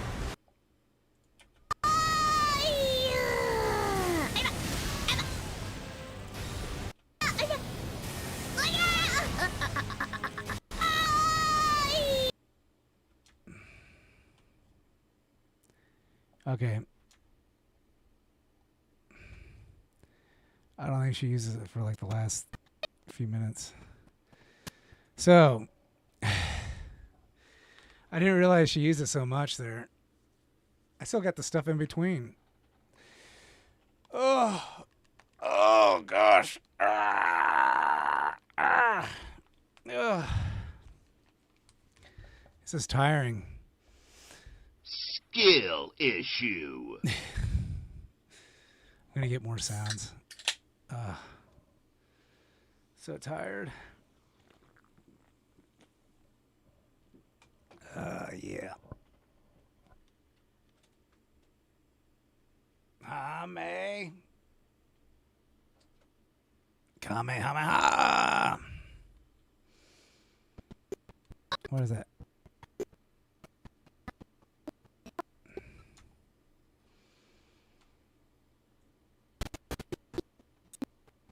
Wee.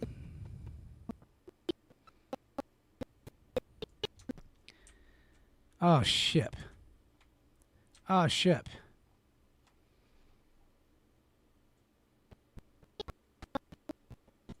I meant to hit space. Or shift, I mean. Not control. Control brought me to the end.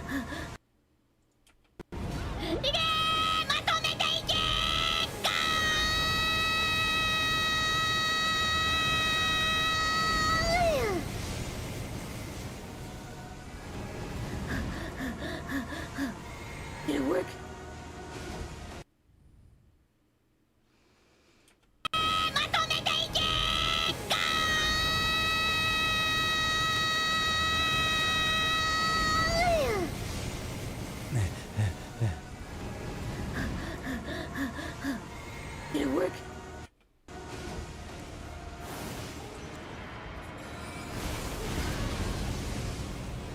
This guy like stretches his neck or something.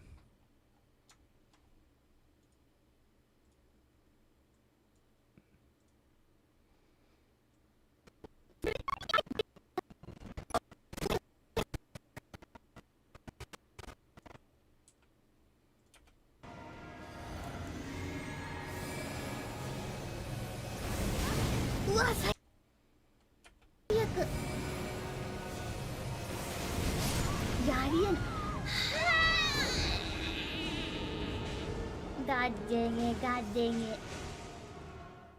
Meow. Meow, meow. Meow. I want like a nya nya sound. I want a nya nya sound effect.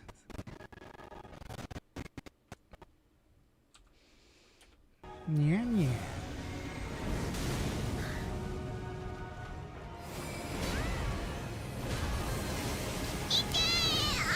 It's not really hitting! Someone hit it! I got it! Shit.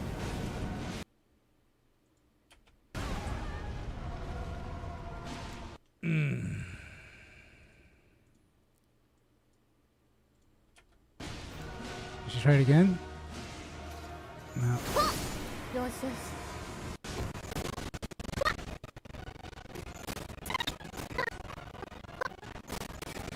How do you get full health?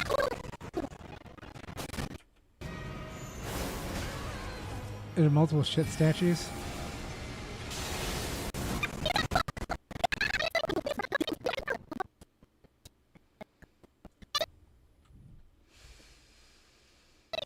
Must be multiple statues.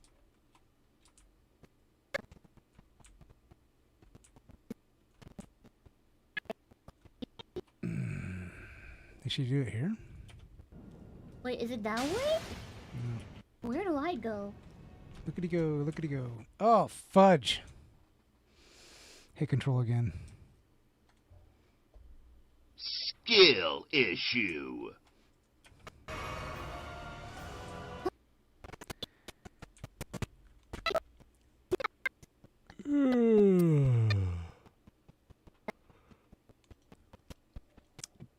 Boring. Oh.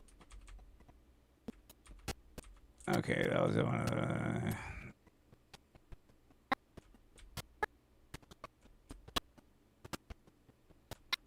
She doesn't want one of these guys over here. Yes.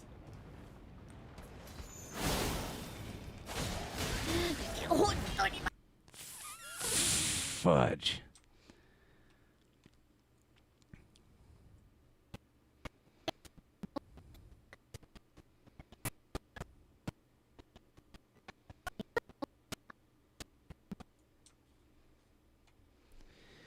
Here, let's do this.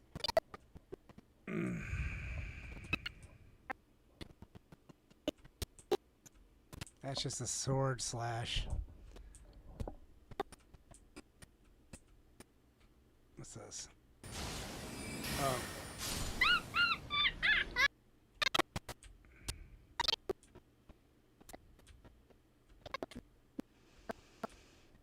What was that? Is that a dragon? This way. That looks like a dragon. I thought it was a dragon.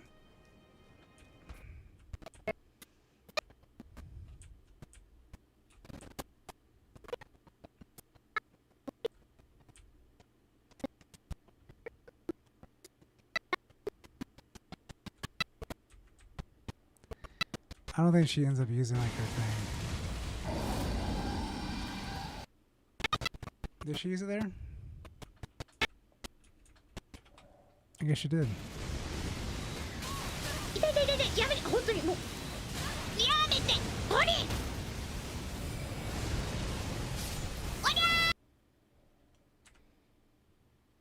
X. Oh, I forgot to hold it.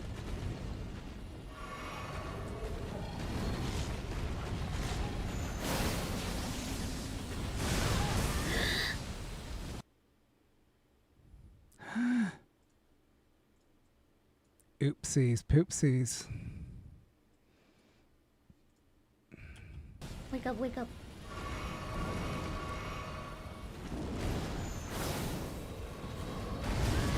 What the fuck? マジか。あー、やられた。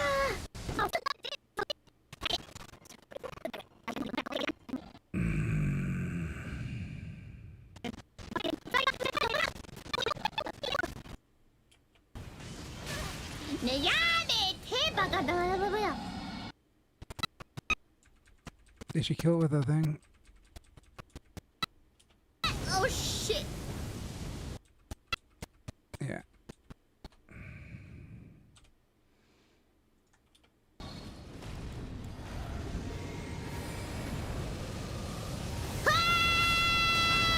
Oh shit.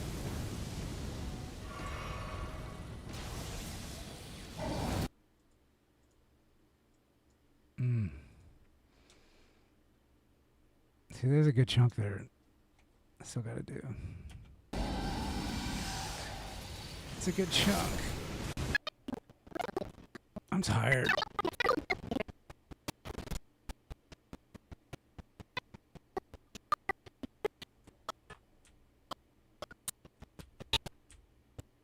I thought you just used it.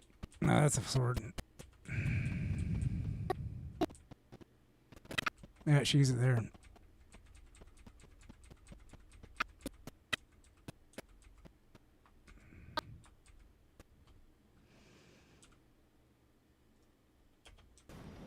Oh, you. Ah! Yes. Oh, you. Ah! Yeah.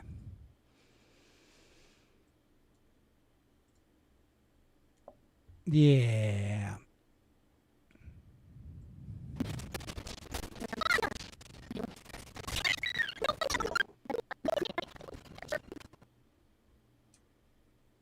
Yeah. She has bird issues.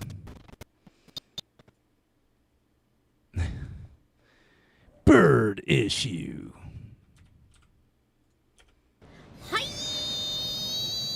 Yeah.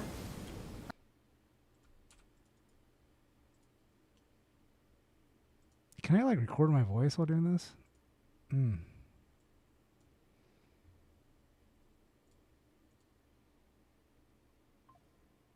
Bird issues.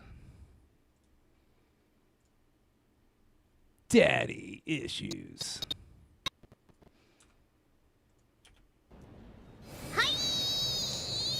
Yeah.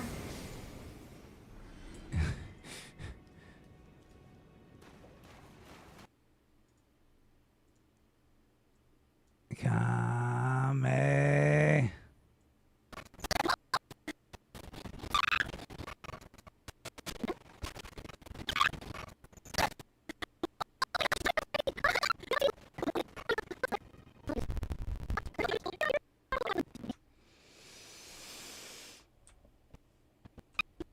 My back.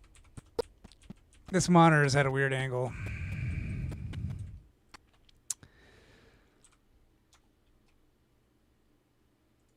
Approaches. Destined death.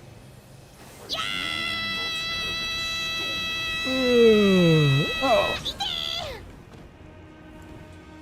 Ow, okay, just a joke.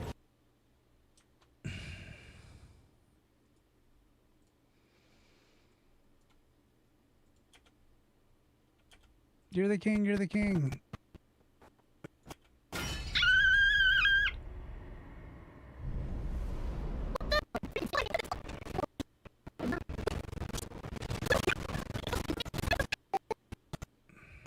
What the fuck is this? Ah! デバフついたんだけど。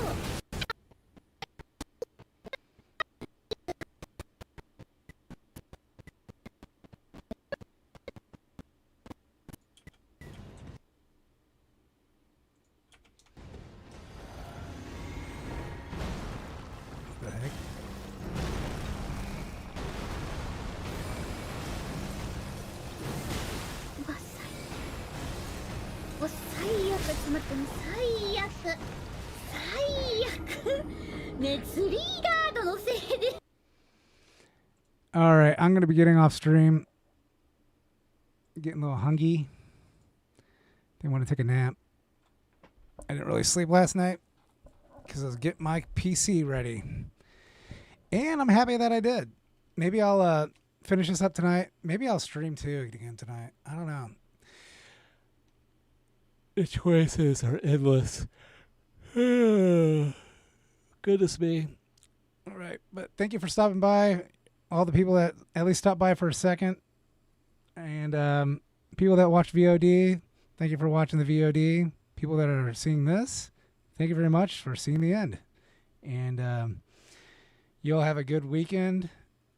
Or I guess a VOD doesn't. Have a good weekend no matter what. If it's Monday, have a good weekend this weekend. So, all right, y'all be good. You know I won't. Bye.